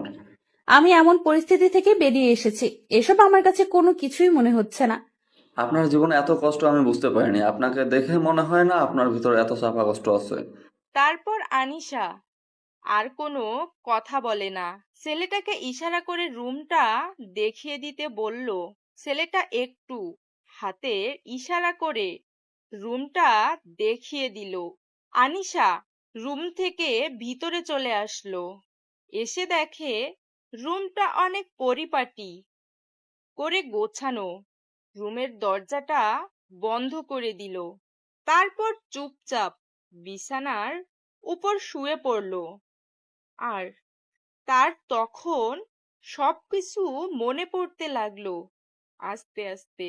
এই সময় যদি বাসায় থাকতো তাহলে আশিক তাকে এদিক থেকে এসে ডিস্টার্ব করতে, ওই দিক থেকে এসে ডিস্টার্ব করত, চুল ধরে টান দিত। সেই সময়গুলো আনিশা এখন খুব মিস করতেছে। তার খুব কষ্ট হচ্ছে সেই মুহূর্তগুলো উপভোগ করতে না পারার জন্য। তখন বিরক্ত লাগলো, কিন্তু এখন খুব মিস করতেছে। মুহূর্তগুলো খুব কষ্টই হচ্ছে। আশিক যতই খারাপ হোক, যখন তাকে ভালোবাসতো মন থেকেই, তার চোখ থেকে ভালোবাসাটাই স্পষ্ট দেখা যেত। কিন্তু আশিকের মাঝে মাঝে কি যেন হয়ে যেত। তখন আশিক আনিশার সাথে অনেক খারাপ ব্যবহার করত, এমনকি অনেক অত্যাচার করত। কিন্তু যখন সে একটু সুস্থ মস্তিষ্কে থাকতো তখন সে আনিশাকে কি পরিমাণ ভালোবাসতো সেটা বলে বোঝাতে পারবে না। কথাগুলো ভাবতে ভাবতে আনিশা আনমনে কথা বলতে শুরু করলো আশিককে। কেন তুমি আমার সাথে এরকম করলে? কিসের জন্য? আমি কি ভুল করেছিলাম? আমার জীবনটা নিয়ে ছিনিমিনি কেন করলে তুমি? তুমি আমাকে এত কষ্ট দিতে, এত যন্ত্রণা দিতে, তাও তো আমি তোমাকে ভালোবেসেছিলাম। তোমার সব সহ্য করে নিয়ে তোমাকে শুধু ভালোই বাসতাম আমি। আমি তো কখনো তোমার কাছ থেকে কোনো কিছু আবদার করি না, আমি শুধু তোমার কাছ থেকে ভালোবাসাটাই চাইতাম। কিন্তু তুমি মাঝে মাঝে কেন আমার সাথে এরকম করতে? যখন তো তুমি ভালো থাকতে তখন আমাকে ভালোবাসায় ভরিয়ে দিতে। তুমি এমন সময় আমাকে তোমার জীবন থেকে তাড়িয়ে দিলে যে সময়টা স্বামীকে সবচেয়ে বেশি কাছে থাকা প্রয়োজন। আমি তোমার সন্তানের মা হতে যাচ্ছি, কিন্তু এই সময়টা আমি তোমাকে কাছে পাবো না। আমি জানি না বেঁচে থাকতে পারবো কিনা, সর্বোচ্চ চেষ্টা করব বেঁচে থাকার। যদি মরে যাই তাহলে আমাকে মাফ করে দিও। জানি না তোমার সাথে আর কখনো দেখা হবে কিনা। আমি চাই না তোমার সাথে দেখা করতে। আমি চাই না তোমার কাছে গিয়ে আমার সন্তানের জীবনটা নরক যন্ত্রণায় ফেলে দিতে। আমি চাই আমার সন্তানকে নিয়ে আমি এখানেই সুখে থাকবো, যদি এখানে থাকতে পারতাম। আর থাকতে না পারলে হয়তো আরো কোথাও আমাকে কাজের সন্ধানে ঘুরতে হবে। আর যদি আমার ভাগ্যটা ভালো থাকে তাহলে তো আমি এখানে থাকতে পারবো, কারণ রান্নাটা আমার মনে হচ্ছে যে অনেক সুস্বাদু হবে, কারণ আমি আমার সর্বোচ্চ দিয়ে রান্না করেছি। আমার ভাগ্যে যেটা আছে আমার সাথে সেটাই হবে। দোয়া করি তুমি সুখে থাকবে, শান্তিতে থাকবে। হয়তো আমাকে ভুলে গিয়েছো, কিন্তু আমি তোমাকে তো ভুলতে পারবো না। কথাগুলো নিজেই একা একা বলতেছিলাম, তখনই দেখলাম যে বাইরে থেকে কেউ দরজাতে ধাক্কাধাক্কি করতেছিল। তারপর বিছানা ছেড়ে উঠে গিয়ে দরজাটা খুলে দেখি ছেলেটা দাঁড়িয়ে আছে। ছেলেটার নাম পর্যন্ত জানি না এখনো আমি। ভাইয়া, কি হয়েছে? কোনো সমস্যা? রান্না কি পরীক্ষা করেছেন আমার? আসলে আপু, আপনার রান্নাটা পরীক্ষা করা হয়নি, সবাই উপস্থিত, সবাই আপনাকে দেখতে যাচ্ছে, তো তার জন্য আর কি আপনাকে বললাম। আচ্ছা ভাইয়া, তার আগে আমাকে বলো তো, সেখানে কে কে উপস্থিত আছে? মানে তোমাদের কি মুরব্বি? আসলে আমি একটা কথা বলি, আপনাকে যখন আমি পেয়েছিলাম তখন আমি আমার আব্বুকে জানিয়েছিলাম, তিনি আপনার খাবারটা পরীক্ষা করার জন্য এসেছে, আর আমার আম্মু এসেছে তার সাথে, সমস্যা নেই। আচ্ছা ভাইয়া, তাহলে তুমি গিয়ে তাদের সাথে একটু কথা বলো, আমি একটু পর যাচ্ছি। মানে বুঝতেই পারতেছো, মুরব্বিরা এসেছে, তাদের সামনে একটু সুন্দরভাবে যেতে হবে। আচ্ছা আপু, তাহলে কোনো সমস্যা নেই, আপনি সময় নিয়ে আসেন, আমি গিয়ে আব্বু আম্মুকে কথা বলতেছি ব্যবসার কথা। তুমি যে আমার জন্য এত কিছু করতেছো, তোমাকে যে কি বলে ধন্যবাদ দেব ভেবে পাচ্ছি না। আরে আপু, সমস্যা নেই, আপনি রেডি হয়ে বাইরে চলে আসেন। আচ্ছা, আমি বাইরে যাচ্ছি, তুমি গিয়ে অল্প কিছুক্ষণ অপেক্ষা করো, আমি চলে যাচ্ছি। হয়তো আমার দেওয়া কষ্টগুলো তাকে এখন ক্ষত বিক্ষত করে দিচ্ছে। হয়তো তার এখন আমার কথা মনে পড়তেছে, আর সে ভাবছে আমি অন্য মেয়েকে নিয়ে ফুর্তি করতেছি। সে আমাকে বলেছিল সে যে কোনো পরিস্থিতিতে আমার সাথে থাকবে, কিন্তু আমার যে অত্যাচারগুলো ছিল সেগুলো ছিল অন্য লেভেলের। আমি তাকে নিজের অজান্তেই ইচ্ছাকৃতভাবেই অত্যাচার করেছি। ভেবেছিলাম টাকা আছে, মেয়ের অভাব নেই, কিন্তু মেয়েরা যে এতভাবে ধোঁকা দিতে পারে আমি কখনো কল্পনা করতে পারিনি। আজকে যদি এই পরিস্থিতির শিকার না হতাম, আমি কখনো রিয়ালাইজ করতে পারতাম না। হয়তো তার ভালোবাসাটা এখন আমি অনুভব করতে পারবো তিলে তিলে, কারণ সে এখন চলে গিয়েছে। কারণ একটা মানুষ কখনো কোনো ভালোবাসা কাছে থাকলে সেই ভালোবাসার মূল্য দিতে পারে না। যখন সেই ভালোবাসার বস্তুটা বা ভালোবাসার মানুষটা দূরে চলে যায়, তখন বোঝা যায় সেই ভালোবাসার মূল্যটা কি, আর সেই ভালোবাসা ছাড়া থাকা যে কি কষ্টকর। জানি না এখন তুমি কোথায় আছো, কিন্তু যেখানেই থাকো ভালো থেকো, আর আমি তোমাকে খুব তাড়াতাড়ি খুঁজে বের করব। তুমি এই দেশের যে কোনো প্রান্তেই থাকো না কেন, আমি তোমাকে সেখান থেকে খুঁজে আনবো আমার আবার বুকে। তুমি যদি ভেবে থাকো আমি তোমার খোঁজ করব না, তাহলে সেটা ভুল ভাবতেছো। আমি তোমাকে খুঁজবো, কারণ আমি বুঝতে পেরেছি তুমি আমার কতটা জুড়ে আছো। ভালোবাসি প্রিয়, খুব ভালোবাসি। খুব তাড়াতাড়ি তোমাকে খুঁজে বের করব। তুমি কোথায় থাকো, কি করো, আমি কিচ্ছু জানি না, আমি শুধু তোমাকে চাই। আমি যে কোনো প্রকারে আমি তোমাকে চাই। তোমাকে ছাড়া আমি কখনোই বেঁচে থাকতে পারবো না। ভাইয়া, আমি এখানে একটা কাজের সন্ধানে এসেছিলাম। এখানে আমার একটা প্রজেক্টের কাজ চলতেছে। আমি এখানে ভালো হোটেল কোথায় পাবো থাকার মতো? আসলে ভাইয়া, আমি একটা হোটেলের মালিক, আর সেখানে আগে থাকার ব্যবস্থা ছিল না, এখন আমরা সেটাকে দোতলা করে উপরে থাকার ব্যবস্থা করছি। আপনি চাইলে আমার সাথে আসতে পারেন। তাহলে তো ভালোই হলো, আমাকে আর এত কষ্ট করতে হবে না। আচ্ছা ভাইয়া, তাহলে আপনি আমার সাথে আসতে পারেন, এখান থেকে 5 মিনিটের রাস্তা। তোমার ছেলে আমাকে এত পরিমাণ জ্বালাতন করছে, আর সহ্য হচ্ছে না। কিছু একটা করো তুমি। এটা কি ধরনের অসভ্যতামি? এরকম করতেছো কিসের জন্য? শান্ত হয়ে থাকো, আমি কাজ করতেছি, দেখতেছো না? আমি বাইরে যাবো, আমি ঘুরতে যাবো, আমাকে ঘুরতে নিয়ে যাও না তুমি, পচো। তোমাকে বলছি না, কালকে বন্ধ থাকবে, তখন সবাই মিলে ঘুরতে যাব। আর সবাই তোমাকে এই কথা বলে নাই? আমি এখন যাব, আমাকে এক্ষুনি নিয়ে যেতে হবে, না হলে কিন্তু কান্না করবো। তুমি কিন্তু এখন অভদ্র হয়ে যাচ্ছ। এটা আমি তোমাকে শিখাইনি, বোঝাই নাই। আমার মুখের উপর তর্ক করার সাহস তোমাকে আমি কখনো দেইনি। আবির তার আম্মুর কথা শুনে একদম চুপ হয়ে গেল। সে ভালো করেই জানে তার আম্মু তাকে যেটা বলে সেটা ভালোর জন্যেই বলে, আর তার আম্মু তাকে সব সময় অনেক আদর করে। সে যেটা আবদার করে সেটাই এনে দেয়। তাই আবির চুপ হয়ে গেল। ভদ্রতার সহিত চুপচাপ আবার দাদিমার কোলে চলে গেল। আনিশা নিশ্চিন্তেই আবার কাজে মনোযোগ দিল, কারণ তার এখন আর কোনো টেনশন হবে না। তার ছেলে যখন একবার কথা শুনেছে, সারাদিন সেই কথা পালন করবে। কিন্তু মাঝে মাঝে একটু ঝামেলা করে, ছোট বাচ্চা তো, তাই। আনিশা কাজে মন দিল। ঠিক তখনই অন্তর ডাক দিল।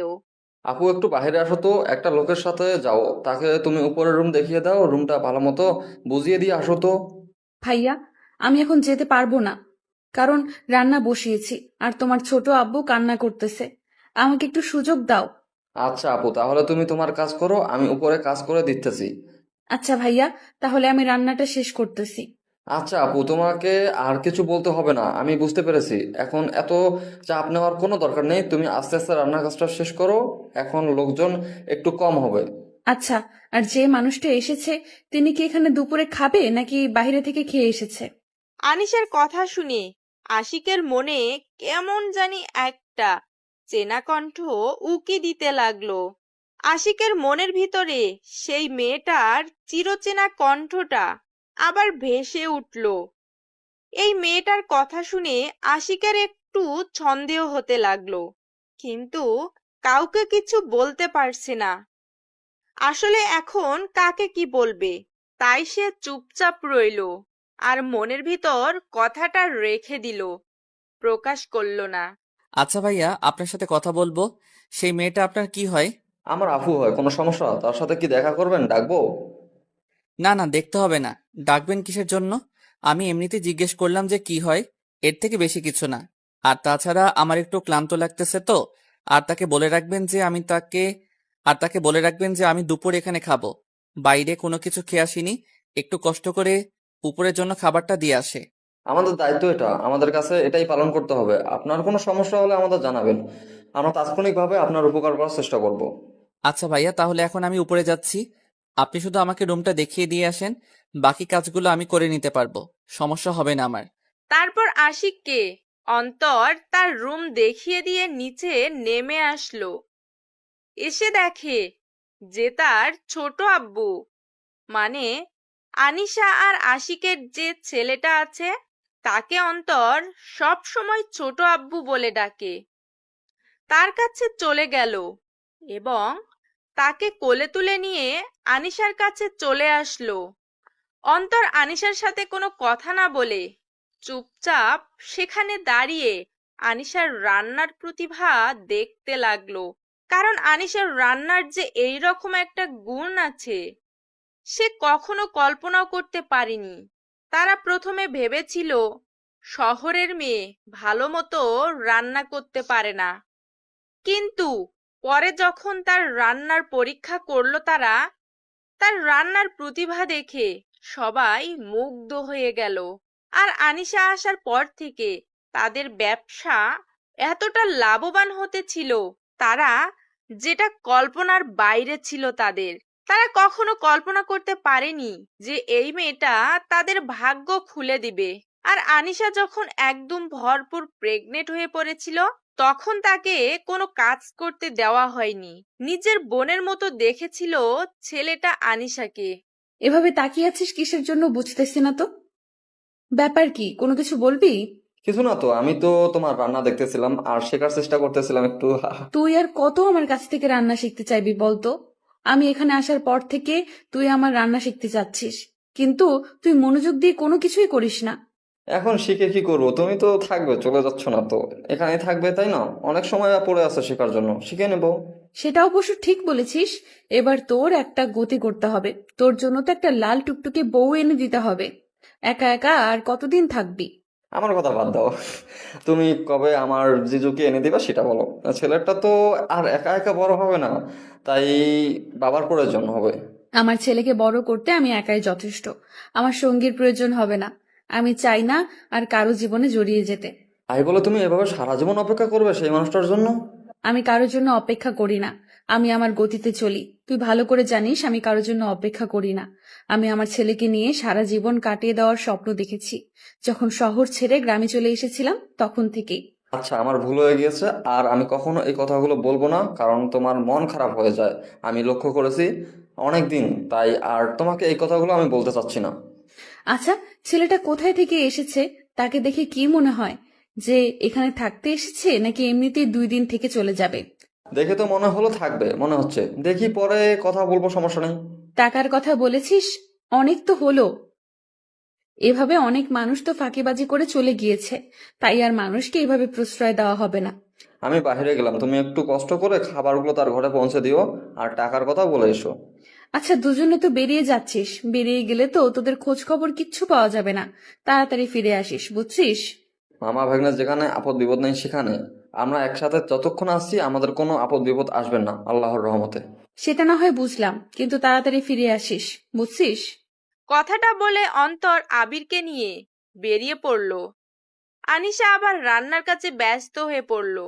রান্নার কাজ শেষ করে সবকিছু ঠিকঠাক রেখে রুমে চলে আসলো গোসল করে। অনেকক্ষণ যাবত রান্না করতেছিল, তো প্রচুর গরম লেগেছে, তাই গোসলটা করে নিল। এখনই তারপর সবকিছু ঠিকঠাক করে বাইরে বেরিয়ে আসলো। এসে উপরে যে মানুষটা আছে তার জন্য খাবার সুন্দর করে রেডি করতে লাগলো। আজকে আনিশা আর আশিকের মাঝে এমন একটা ঘটনা হতে চলেছে যেটা তারা কখনোই কল্পনা করেনি, যে এরকম একটা দিন আসবে আবার তাদের মাঝে। এদিকে আশিক রুমটাকে সুন্দর করে পরিপাটি করে সাজিয়ে নিয়েছে, কারণ তাকে এখানে 2 মাসের মতো থাকতে হবে। তার জন্য সে তার বসের কাছ থেকে কিছু টাকা বেশি নিয়ে এসেছে। যে ছেলেটা একদিন কর্মচারী চালাতো, সেই ছেলেটা এখন অন্যের অফিসে কাজ করে। ভাগ্য যে কখন কাকে কোন প্রান্তে এগিয়ে নিয়ে দাঁড় করিয়ে দেবে সেটা বোঝা বড়ই মুশকিল। তারপর আনিশা খাবারগুলো নিয়ে উপরে চলে আসলো, আর আশিক এদিকে রুমে বসে তার ল্যাপটপে অফিসের কাজ করতেছে। আশিক কাজ করতেছিল, তখনই আনিশা বাইরে থেকে এসে কলিং বেলটা বাজিয়ে দিল। আশিক তার ল্যাপটপ রেখে দরজা খোলার জন্য এগিয়ে আসতে লাগলো। তারপর আশিকের রুমের দরজাটা খুলে দিয়ে মাথা নিচু করে রয়েছে, তাই সামনে থাকা মানুষটা কাছে থেকে না দেখেই খাবারগুলো হাতে নিয়ে নিল। আর এদিকে আনিশা, সেও মাথা নিচু করে আছে, কোনো কথা বলতেছে না, খাবার প্লেট এগিয়ে দিয়ে দাঁড়িয়ে আছে। আপনি কি এখানে থাকবেন নাকি 2 দিনের ভেতর চলে যাবেন? যদি 2-1 দিনের ভেতরে চলে যান তাহলে যে টাকাটা হয় সেটা এখন অগ্রিম দিতে হবে। আনিশার কথা শুনে আশিক চোখ তুলে সামনের দিকে তাকিয়ে যে মানুষটাকে দেখতে পেল, সে কল্পনা করতে পারেনি যে এইভাবে তার এই প্রিয় মুখটা সে দেখতে পারবে। আনিশার এই রকম অবস্থা আশিক কখনো কল্পনা করতে পারেনি যে সেই মানুষটার সাথে আবার দেখা হবে। তুমি এখানে কাজ করতেছো? আপনার কোথাও ভুল হচ্ছে মনে হয়। আর আপনি কি বলতেছেন আবোল তাবোল? আমি আপনাকে টাকার কথা বলতেছি? আমাকে চিনেও না, না চেনার ভান করতেছো? এটা কিন্তু ঠিক না। কতদিন পর তোমার দেখা পেলাম আর তুমি আমার সাথে এরকম ব্যবহার করতেছো? আজীব কথা বলেছেন আপনি। আমি আপনাকে চিনি না, না চেনার ভান করব কিসের জন্য? আপনাকে তো আমি কখনো দেখিইনি। দেখো আনিসা, আমি তখন ভুল করেছিলাম। আমার ভুলের প্রায়শ্চিত্ত হয়েছে। আমি তোমাকে পুরো বাংলাদেশে খুঁজতেছি। আপনার কোথাও ভুল হচ্ছে। আপনি প্লিজ যদি আমার প্রশ্নের উত্তরটা দিয়ে দেন তাহলে খুব ভালো হয়। তুমি কেন আমার সাথে এরকম করতেছো? কেন আমাকে দেখেও না দেখার ভান করতেছো? কেন আমাকে চিনেও না চেনার ভান করতেছো আমার সাথে? এত রাগ তোমার? আমার ফালতু কথা বলার সময় নেই। আমি এখানে কাজ করি, আমাকে সময় অনুযায়ী সব কাজ করতে হয়, তাই আমার কাছে সময় একটা মূল্যবান সম্পদ। দেখো, তুমি আমাকে ভুল বুঝতেছো। প্লিজ ক্ষমা করে দাও না। আর তুমি আমাকে চিনেও না চেনার ভান করতেছো। বুকে আসো না প্লিজ। আনিশার অনেক ইচ্ছা করতেছে আশিককে জড়িয়ে ধরে তার বুকের যত যন্ত্রণা আছে, যত চাওয়া আছে সব মিটিয়ে নিতে, কিন্তু সে কখনোই এটা করবে না। আর আনিশার ভিতরটা পুড়ে যাচ্ছে, হাহাকার করতেছে। আজকে সামনে পেয়ে তাকে বুকে নিতে পারছে না। কোনো এক দ্বিধার কারণে সে মনে মনে নিজেকে তৈরি করতেছে। সে মনে মনে অনেক কঠোর হতেছে।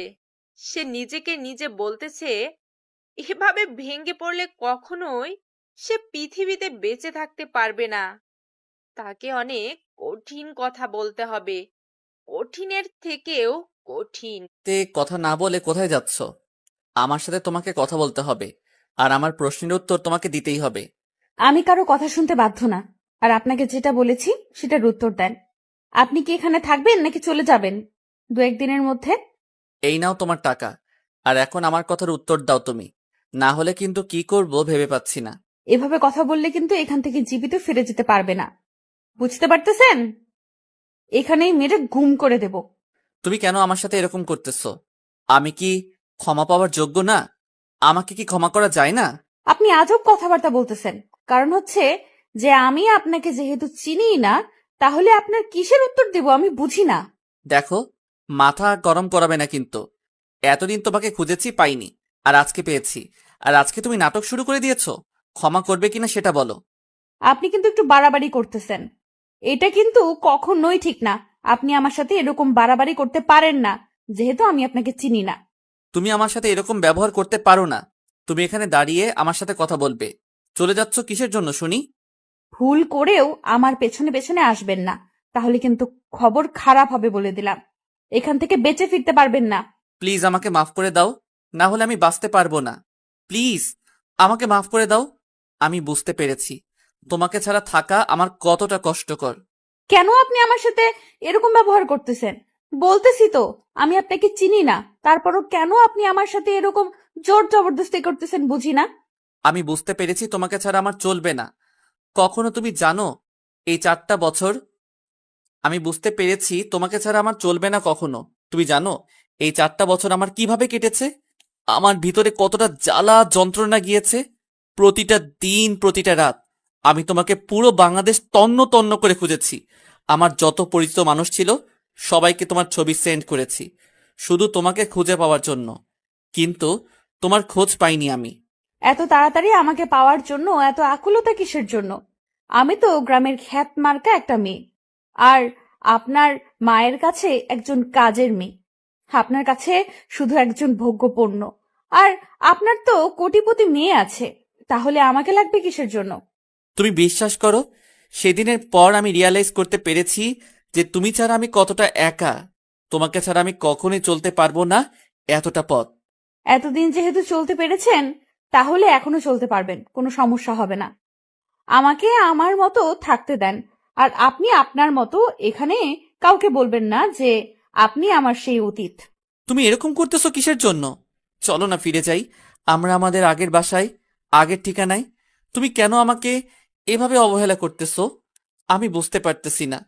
তোমাকে তখন আমি ধোঁকা দিয়েছি, তোমাকে কষ্ট দিয়েছি, তোমাকে অত্যাচার করেছি, তোমাকে নানা ধরনের কটু কথা বলেছি। সেটা কখনো সম্ভব না। আমি কখনো আপনার জীবনে আর ফিরে যেতে পারবো না। আমার পক্ষে সম্ভব না। আমাকে মাফ করবেন। তুমি কেন বুঝতে পারতেছো না?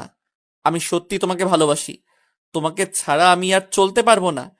এতদিন যে আমি কি কষ্টটা পেয়েছি, আজকে তোমাকে দেখার পর জানো আমার বুকে কি একটা শান্তি বিরাজ করতেছে। আমি বলতেছি আপনি আমার পেছনে আর কখনোই আসবেন না। এখন থেকে আমাদের আর কখনো কথা হবে না, এখানেই শেষ।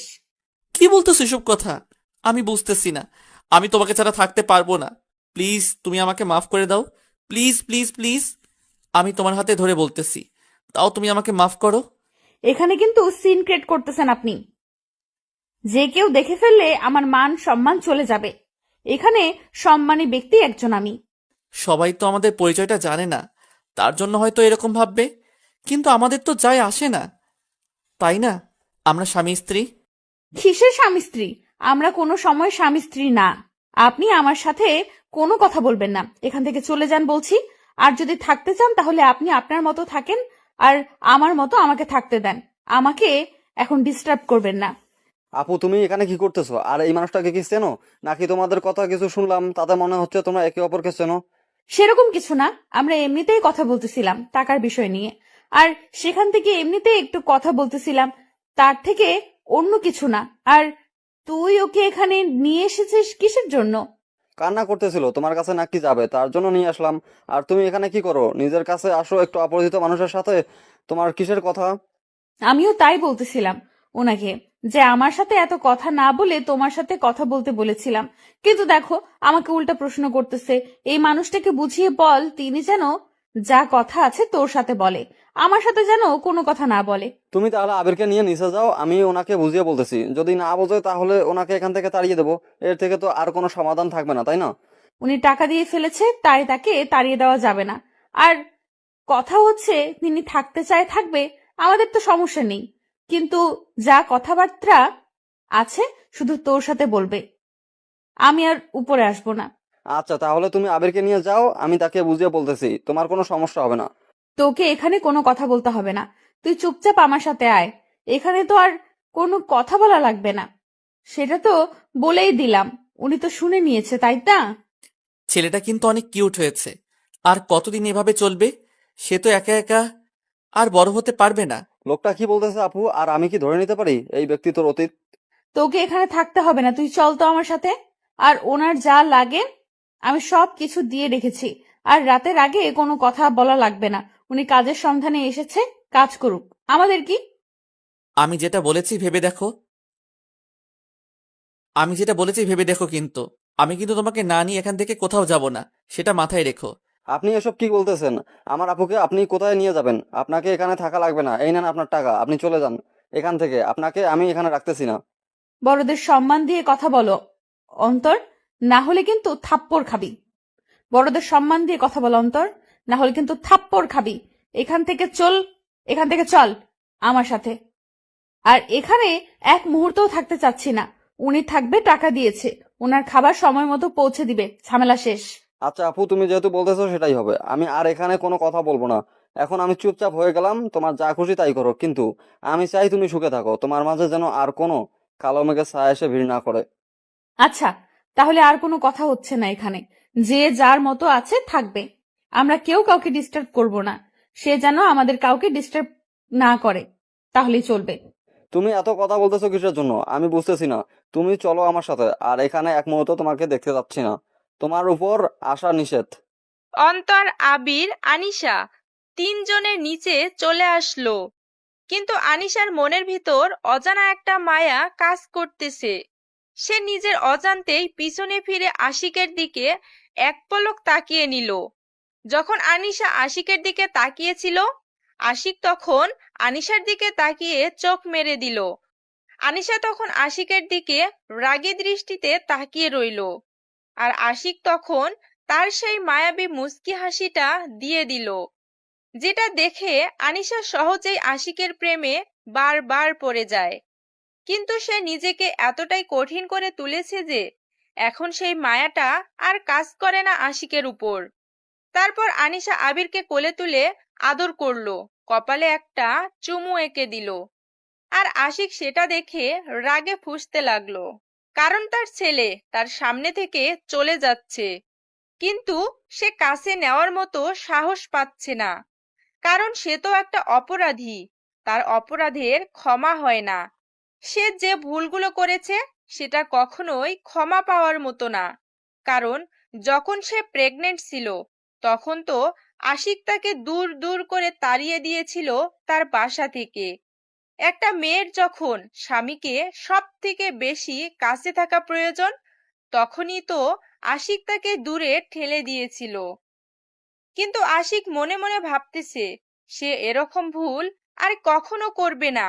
সেটা ভেবে মুচকি হাসি দিয়ে সে রুমের ভিতর চলে আসলো, আবার ফোনটা হাতে নিল। হ্যালো আব্বু, আমি তোমার বৌমাকে খুঁজে পেয়েছি। আজকের দীর্ঘ 4 বছর পর তুমি আয়োজন করা শুরু করে দাও। আমি খুব শীঘ্রই তোমার বৌমাকে নিয়ে যাচ্ছি। কি বলতেছিস, সত্যি নাকি? আমার বৌমাকে তুই খুঁজে পেয়েছিস? আর তার এখন কি অবস্থা? আমি তার কাছে যাব, তুই আমাকে ঠিকানা সেন্ড কর, আমি আজকে রওনা দেব। তোমাকে এখানে আসতে হবে না, আমি খুব তাড়াতাড়ি তাকে নিয়ে বাসায় ফিরে আসব। আর তুমি টেনশন করবে না। আর তোমার একটা ফুটফুটে নাতি আছে। কি বলতেছিস তুই, সত্যি নাকি? এটা তাহলে তো আমি আর এখানে থাকছি না। তুই কোথায় আছিস আমাকে তাড়াতাড়ি ঠিকানা সেন্ড কর, আমি এক্ষুনি রওনা দেব। আচ্ছা, আমি তোমাকে মেইল করে ঠিকানা সবকিছু পাঠিয়ে দিচ্ছি। তুমি এসে তাদেরকে একটু ম্যানেজ করো। তোমার বৌমা আমার উপর অনেক রাগ করে আছে, যার জন্য আমার সাথে কথাই বলতেছে না। তোর বাপ থাকতে তোকে এত টেনশন করতে হবে না, আমি যাচ্ছি তো, দেখবি সব ঠিকঠাক হয়ে যাবে। আর তুই তাকে নিয়ে ফিরে আসতে পারবি, আর আমি একটা খেলার সঙ্গী পেলাম। আচ্ছা আব্বু, তাহলে তোমার সাথে পরে কথা হবে। এখন আমি ফোনটা রাখতেছি, তোমার সাথে পরে কথা বলবো এই বিষয় নিয়ে। আর তোমাকে ঠিকানা সেন্ড করতেছি, তুমি চলে আসো। কি নিয়ে এত টেনশন করতেছো তুমি, বুঝতেছি না, এত সমস্যা কিসের? আমি আবার কি নিয়ে টেনশন করব? আমি তো ঠিক আছি। আর আমাকে দেখে কি মনে হচ্ছে আমি টেনশনে আছি? এখন আমাকে কাজ করতে হবে, আমাকে কাজ করতে দে। আপু, দুলাভাই কিন্তু দেখতে অনেক হ্যান্ডসাম, দেখতে সত্যিই অনেক সুন্দর, তাই না? তুই যদি আর একবার আমার সামনে এমন নোংরা মানসিকতার কথা তুলেছিস তাহলে কিন্তু তোর খবর আছে বলে দিলাম। তাই সাবধানে থাকিস, আর ওই মানুষটার সাথে কোনো কথা বলবি না। তুই শুধু কাজের কথা ছাড়া অন্য কোনো আজাইরা কথা তো বলবিই না। আচ্ছা আপু, তুমি যা বলবে তাই হবে, আমি কোনো কথা বলবো না, আমি চুপচাপ থাকবো, শুধু কাজের কথাই বলবো। এখন তাহলে তুমি কাজ করো, আমি আমার আব্বুর সাথে খেলা করি। তুমি এদিকে আসো, তোমার সাথে কথা আছে। আপনাকে আমি কি বলেছিলাম আপনি আমার সাথে কথা বলবেন না? তারপরেও কেন আপনি এখানে এসেছেন? বললাম না কথা আছে। এত কথা বাড়াও কিসের জন্য? আমি কাজ করতেছি এখন। এখন আমি কোথাও যেতে পারবো না। আপনার সাথে আমার কোনো কথা নেই। আচ্ছা, আমার সাথে তোমার কোনো কথা বলতে হবে না। আমি আমার ছেলেকে নিয়ে যাচ্ছি, পারলে তুমি আটকে দিও আমাকে। কি বললেন? আরেকবার বলুন তো শুনি। আপনাকে এখানে আমি মেরে ফেলবো তাহলে। আমার সন্তানের দিকে যদি নজর দিয়েছেন। সন্তানটা তোমার একার না, তাই না? আমি যদি এখন কোর্টে যাই তাহলে কিন্তু আমার পক্ষে রায় দেবে। তার থেকে আমি কোনো ঝামেলা করতে চাচ্ছি না। আমি চাই না আপনার সাথে কোনো ধরনের ঝামেলা বাড়াতে। আপনি শুধু আমার লাইফ থেকে সরে গেলেই হবে। আমি আপনার কাছ থেকে ক্ষমা চাচ্ছি। এখন সব তোমার হাতে। তুমি কি আমার সাথে যাবে নাকি এখানে থাকবে? যদি এখানে থাকতে চাও তাহলে আমি আমার সন্তানকে নিয়ে যাব। কেন এরকম করতেছেন? আপনি তো চেয়েছিলেন যে আমি আপনার লাইফ থেকে সরে যাই। আমি তো সরে এসেছিলাম। তারপরেও কেন আপনি আমার সাথে এমন করবেন? আমি এত কথা বলতে পারবো না। আব্বু আসতেছে এখানে, তুমি রেডি থেকো। আব্বু আসার পর আমরা এখান থেকে বেরিয়ে পড়ব। তোর এত বড় কলিজা, আমার আপুকে হুমকি দিচ্ছিস? তোকে আমি এখানে জ্যান্ত পুঁতে ফেলবো। দেখো ভাইয়া, তোমার সাথে আমার কোনো শত্রুতা নেই। এখানে তুমি তাকে আশ্রয় দিয়েছিলে, তাকে কাজের মেয়ের মতো খাটিয়ে দিয়েছো। আপনার এত বড় সাহস আমার আপুর নামে এরকম কথা বলতেছেন? আমি আমার আপুকে সবসময় মাথায় তুলে রেখেছি। সেটা তো আমি দেখতে পাচ্ছি, কি করতেছেন আর কি না করতেছেন। এখন কোনো কথা বলবেন না। এখানে আমাদের স্বামী স্ত্রীর মাঝখানে। কিসের স্বামী স্ত্রী? যখন আমার আপু মৃত্যু পথযাত্রী ছিল তখন কোথায় ছিল এই দাবি আপনার? তখন কোথায় ছিল এরকম বাবা হওয়ার অধিকার? আমি তার জন্য ক্ষমা প্রার্থী। আমি সত্যি অনেক বড় অপরাধ করেছি। আমি তার সাথে অনেক বড় অন্যায় করেছি। আমি তার কাছে জোরহাত করে ক্ষমা চাইছি। তারপর সে কেন আমাকে ক্ষমা করবে না? কেন, মানুষকে কি ক্ষমা করা যায় না? তার জন্য একটা মানুষের উপর চাপ প্রয়োগ করে তাকে এখান থেকে নিয়ে যেতে পারেন না। তিনি যদি যেতে চান তাহলে যাবে, আর যদি যেতে না চায় আপনার বাপেরও কাটাম নেই আপুকে এখান থেকে নিয়ে যাওয়া। দেখো ভাইয়া, তোমার সাথে আমি রাগারাগি করতে চাচ্ছি না। তুমি যেটা বলতেছো তোমার দিক দিয়ে ঠিক হচ্ছে, কিন্তু আমি যেটা করতেছি আমার দিক দিয়ে ঠিক আছে। কারণ আমি অপরাধী। তাই তুমি যেটা বলবে সেটা এখন আমাকে মাথা পেতে নিতে হবে। ভাইয়া, এরকম অমানুষের সাথে কথা বলে কোনো লাভ হবে না। তার থেকে তুই তোর কাজে মন দে। আমি আমার কাজ করতেছি। আর ওনাকে এখান থেকে চলে যেতে বল। আচ্ছা আপু, তুমি যেটা বলবে সেটাই হবে। ভাইয়া, আপনি এখান থেকে চলে যান, আমাদের কাজের ডিস্টার্ব হচ্ছে। আপনি এখানে থাকলে আমাদের কাস্টমাররা কি ভাববে বলেন তো? পরিবেশটা নষ্ট হয়ে যাচ্ছে আমাদের এখানকার। আচ্ছা ভাইয়া, আমি কালকে চলে যাচ্ছি, কিন্তু আমি বউ আর সন্তানকে নিয়ে যাব। আমার আব্বু এখানে একটু পরে এসে পৌঁছাবে। আমি তখন এখান থেকে আমার সন্তানকে নিয়ে যেতে যাচ্ছি। আশা করি কেউ মানা করবে না। আচ্ছা, আপনি আপনার সন্তানকে নিয়ে যেতে চাচ্ছেন, তাহলে এখানে উকিলকে এনে নিয়ে যেতে হবে। কারণ আমরা এলাকার মানুষ সবাই জানি এই আপুটা কত কষ্ট করে তার সন্তানকে লালন পালন করেছে। আপনি এসে বললেন আর আমরা তাকে যেতে দিলাম, এত সহজ না। আচ্ছা তাহলে তাই হবে। আমি সবকিছু কমপ্লিট করি, তারপর আমার সন্তানকে এখানে নিতে আসব। আমি তাহলে আজকে সন্ধ্যার পর এখান থেকে বেরিয়ে পড়ব। তাহলে আপনার সাথে কোর্টে লড়াই করতেছি, আমরা প্রস্তুত। কারণ আমাদের তো আর উকিলের কেনার টাকা লাগবে না, আমার বাবা নিজে একজন উকিল। এত কথা হচ্ছে কেন? এখানে উনি ওনার সন্তানকে নিয়ে যেতে চাইলে আমরা দিয়ে দিব। কি বলতেছো আফু এসব কথা? তোমার মাথা ঠিক আছে? তুমি কি বলতেছো? মাথায় কি কিছু আছে?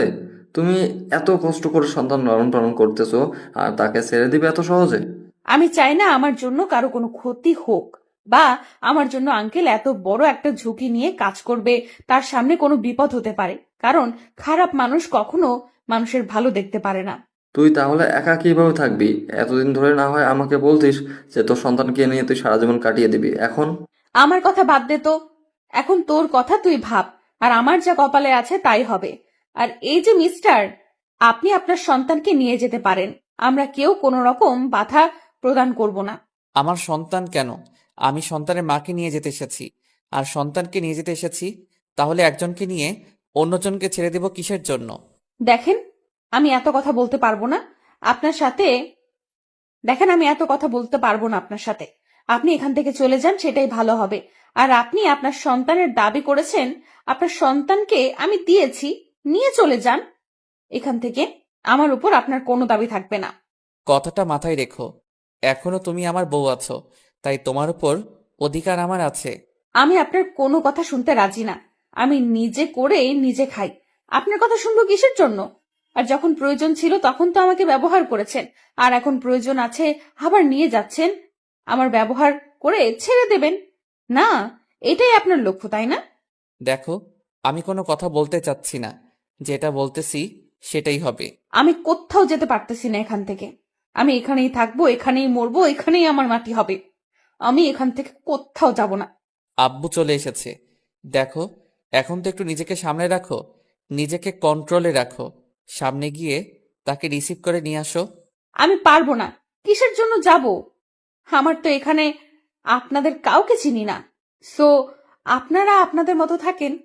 এবার কিন্তু বাড়াবাড়ি হয়ে যাচ্ছে, ভালো হবে না বলে দিলাম। তাই যেটা বলতেছি সেটাই করো। আনিশা কোনো কথা না বলে চুপচাপ সে রান্নাঘর থেকে বেরিয়ে আসলো। তারপর গুটি গুটি পায়ে নিজের মুখে কাপড় মরিয়া দিয়া লোকটাকে রিসিভ করে আনলো। কালাম সাহেব এখন পর্যন্ত বুঝতে পারেনি যে এটা তার সেই আদরের বৌমা, যাকে তিনি নিজের থেকেও বেশি বিশ্বাস করতেন। আর সেই বাড়িতে আনিশার একমাত্র ভরসা ছিল এই লোকটি। তাই আনিশার নিজের অজান্তেই লোকটার কাছে চলে আসলো। কালাম সাহেব চুপচাপ মেয়েটার সাথে আসতে লাগলো, কিন্তু কালাম সাহেবের সন্দেহ হচ্ছে যে তার ছেলে না আসে মেয়েটা কেন আসলো এখানে। আর তারা তো এখানে দুজন আছে, তাহলে তাদের দুজনকে হাসি খুশি মুখে তাকে এখানে এসে রিসিভ করে নিয়ে যাওয়ার কথা ছিল। কিন্তু তার ছেলে বউ কোথায়? আচ্ছা মা, আমার ছেলে কি তোমাকে এখানে পাঠিয়েছে নাকি অন্য কেউ পাঠিয়েছে তোমাকে এখানে আমাকে রিসিভ করে নিয়ে যাওয়ার জন্য? আনিশা মহা বিপদে পড়ে গেল। কি বলবে না বলবে ভেবে পাচ্ছে না। সে যদি এখন কথা বলে তার কাছে ধরা খেয়ে যাবে, কারণ উনি একমাত্র ব্যক্তি যে সব সময় তার পাশে ছিল। তার মানে এখন যদি কথা বলে তাহলে ধরা খেয়ে যাবে, এটা শিওর। আনিশা কোনো কথা না বলে চুপচাপ বাড়িতে আসতে লাগলো। সেটা দেখে কালাম সাহেব বিরক্ত নিয়ে মেয়েটার সামনে এসে দাঁড়িয়ে পড়ল। কালাম সাহেবের সন্দেহ হতে লাগলো এটাই তার বৌমা। তার কি হাল হয়েছে এখন চেনা যাচ্ছে না, চেহারাটা আগের মতো নেই, নষ্ট হয়ে গিয়েছে। আমি তোমাকে যেটা বলেছি সেটার উত্তর দিচ্ছ না কিসের জন্য? আমি চিনে ফেলেছি। আপনাদের এরকম ঘটনা আমার ভালো লাগতেছে না। এক সময় বলেছিলেন যে বাসা থেকে বেরিয়ে না গেলে মেরে ফেলা হবে, আর এখন আমার পেছনে লেগে পড়েছেন কিসের জন্য? তুমি যেটা খুশি সেটাই বলতে পারো, আমি মাথা পেতে নেব, কারণ তুমি ভালো করে জানো আমার ব্যবহার। দেখেন বাবা, আপনারা এখান থেকে চলে গেলে আমি খুশি হতাম। আমি আমার সন্তানকে নিয়ে একটু সুখে থাকতে চাই। আমরা যে অশান্তিতে আছি তোমাকে ছাড়া, তুমি সেটা কেন বোঝো না? তোমাকে এই 4 বছর আমার ছেলে কোথায় না কোথায় খুঁজেছে। আমার মতো খ্যাত মার্কা মেয়েকে কেন খুঁজে যাবে? তার জন্য তো একটা মডার্ন বউ এনে দিলেই হইতো। তুমি যে মানুষটার উপর রাগ করে আছো সেই মানুষটা এখন আর পৃথিবীতে নেই। কি বলতেছেন এসব আপনি? আপনার মাথা ঠিক আছে? আমাকে মিথ্যা বলতেছেন। তুমি যখন বাসা ছেড়ে চলে এসেছিলে না, তখন সে তার ভুলটা বুঝতে পেরেছিল, আর তোমাকে খোঁজার জন্য রাস্তায় রাস্তায় সব সময় ঘুরে বেড়াইতো। আর হঠাৎ করে একদিন আমরা ফোন করে জানতে পারি যে সে। আব্বু, আপনি কান্না করলে কিন্তু আমি ভালো মতো থাকতে পারি না। আমার ভেতরে কিন্তু ভেঙে যায় একদম। আপনি ভালো করে জানেন, প্লিজ কান্না করবেন না। জানো তুমি, যখন তুমি ছেড়ে চলে এসেছিলে না, তখন থেকে আমরা পথের ফকির হয়ে গিয়েছি। আমার ছেলেটা মেয়ের নেশায় পড়ে সব সম্পত্তি নষ্ট করে দিয়েছে। কি বলতেছেন এসব কথা আপনি আমাকে? আপনাদের এরকম হাল হয়ে গিয়েছে কেন? যখন থেকে আমার ছেলেটা বুঝতে পেরেছে যে তুমি ছাড়া আমাদের সংসারটা একদম অচল, তখন থেকেই তোমাকে খুঁজতে বেরিয়েছিল, কিন্তু তোমাকে কোথাও খুঁজে পাওয়া যায়নি। তুমি জানো আমি সবাইকে বলতাম যে আমি খুঁজতে যাই না, কিন্তু প্রতিটা রাতে আমি তোমাকে খুঁজতে বের হইতাম। আমার জন্য আপনাদের মাঝে যদি এতই সমস্যা, তাহলে কেন আমাকে এইভাবে দূর দূর করে তাড়িয়ে দিলেন? আমাকে কেন এত কষ্ট করাইলেন? আমি তো সুখে থাকতে পারতাম না? আমার তো কষ্ট কম হয়নি। মারে, সব সময় সবাই একই থাকে না। মানুষ নিজের ভুলটা বুঝতে পারে। মানুষকে একবার অন্তত সুযোগ দেওয়া উচিত। কিন্তু বাবা, আমি যে ফিরে যেতে পারবো না। আমি কোন মুখে আপনাদের সাথে ফিরে যাব বলেন তো? আমি যেতে পারবো না, আমাকে ক্ষমা করবেন। আমি এখানে এসেছি আর তুমি যাবে না? এটা কি বলতেছো আমাকে? আমার মান সম্মান বলতে তুমি কিছু রাখবে না? যেটুকু আছে সেটুকু কি থাকবে না? আচ্ছা, এখানে এত কথা না বলি। রাস্তার মানুষ সবাই আমাদের দিকে তাকিয়ে আছে। চলেন, গিয়ে বিশ্রাম করবেন, পরে ভেবে দেখা যাবে। আমার দাদুভাই কোথায়? আমি তাকে দেখতেছি না তো, সে কোথায় থাকে? দেখার জন্য তো আমার প্রাণটা বেরিয়ে যাচ্ছে। ভেতরে আসেন, হয়তো ভেতরে বসে বসে খেলা করতেছে, গিয়ে তার সাথে কথা বলবেন। এখন আসেন এখানে, আর চোখের পানি ফেলে কোনো কাজ হবে না। ভেতরে চলেন। তারপর দুজনে বাসার ভিতরে প্রবেশ করলো। দূর থেকে আশিক তাকিয়ে দেখতেছে তাদের দুজনকে, তাদের দুজনের মুখের হাসি, আর সেটা দেখে আশিকের মনের ভিতর প্রশান্তি কাজ করতে লাগলো। তাহলে তার বাবা এখানে আসা সফল হয়েছে। আশিক এখনো নিজেকে দোষারোপ করতেছে যে আজকে এই রকম হতো না, সে যদি তখন একটু বুঝতে পারতো, তাহলে তাকে আর ভালোবাসার মানুষের কাছ থেকে এত দূরে থাকতে হতো না এতদিন। হয়তো আজকের দিনটা তাদের মাঝে অন্যরকম একটা আনন্দদায়ক হতো, কিন্তু আজকে কষ্টের ভিতরে আনন্দ হচ্ছে, সেটা অন্যরকম। তার ভুলের জন্য সে ভালোবাসার মুহূর্তগুলো হারিয়ে ফেলেছে, সে আর এক মুহূর্ত হারাতে চায় না। ছাড়ো তো আমাকে, আমার কাজ করতে দাও। এতদিন পর তোমাকে কাছে পেলাম, আর তোমাকে এত সহজে ছেড়ে দেব কিসের জন্য শুনি? বিরক্ত লাগতেছে, ছেড়ে দাও এখন। উঠবো, এখানে থাকতে মন চাচ্ছে না। এত কথা বলো কিসের জন্য শুনি? আগে তো এরকম করে কথা বলতে না, এখন এত বেশি বকবক করো কেন? বেশি রকম ভালো হবে না বলে দিলাম। এখন যেটা বলতেছি সেটাই করো, না হলে কিন্তু ভালো হবে না। আমাকে ছেড়ে দাও। শুয়ে আছো, শুয়ে থাকো। এত কথা বলো কিসের জন্য? বিরক্ত করতেছো আমাকে। আমার হাতের কাগজগুলো তো আমাকে আমার হাতের কাজগুলো তো আমাকে করতে হবে, আর সেখানে তো তুমি কে সাহায্য করবে না। তাই তোমার এই ন্যাকামি দেখার সময় আমার নেই, আমাকে কাজ করতে হবে। অনেক কাজ করেছো, এখন তো একটু বিশ্রাম করবে, তাই না? এত কাজ কেমনে করো? এখন একটু শুয়ে থাকো আমার পাশে, আমার তো ভালো লাগতেছে। অতিরিক্ত ভালো লাগা আবার ভালো না, পরে আবার দূর দূর করে তাড়িয়ে দেবেন। সেটা থেকে আমি এখন থেকে কাজ করে খাই, পরে সমস্যা হবে না। আমাকে আর লজ্জা দিতে হবে না, এখন শুয়ে আছো, শুয়ে থাকো। আর একবার যদি নড়াচড়া করেছো, আমাকে ডিস্টার্ব করলে কিন্তু অত্যাচার শুরু করে দেব। সেটাই তো করতে পারবা, আর কি করতে পারবে?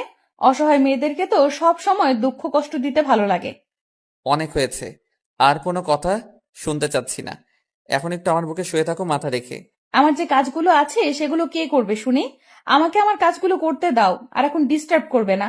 আচ্ছা, কি আর করার, এত কথা বললে তো আর তোমাকে ধরে রাখা যাবে না।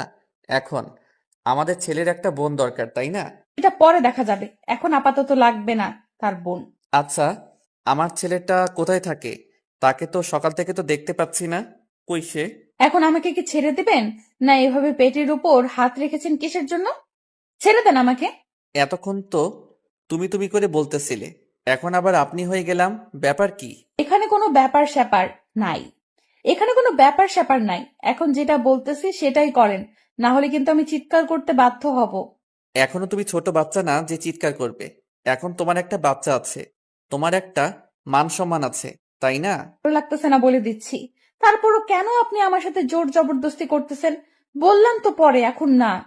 তাহলে কখন? আমি কিন্তু আর দেরি করতে পারবো না। কালকে থেকে যে পরিমাণ জ্বালাতন করতেছে। আমি আপনার কি ক্ষতি করেছি?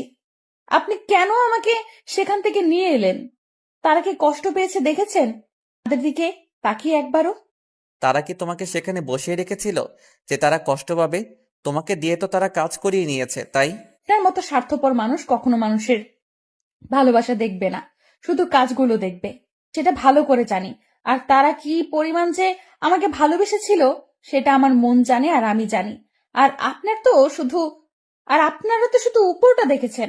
তুমি তাদের জন্য আমাকে এত কথা বলতেছো, আর তারা কি এমন হয়ে গিয়েছে তোমার যে তার জন্য আমাকে কথা শোনাচ্ছ?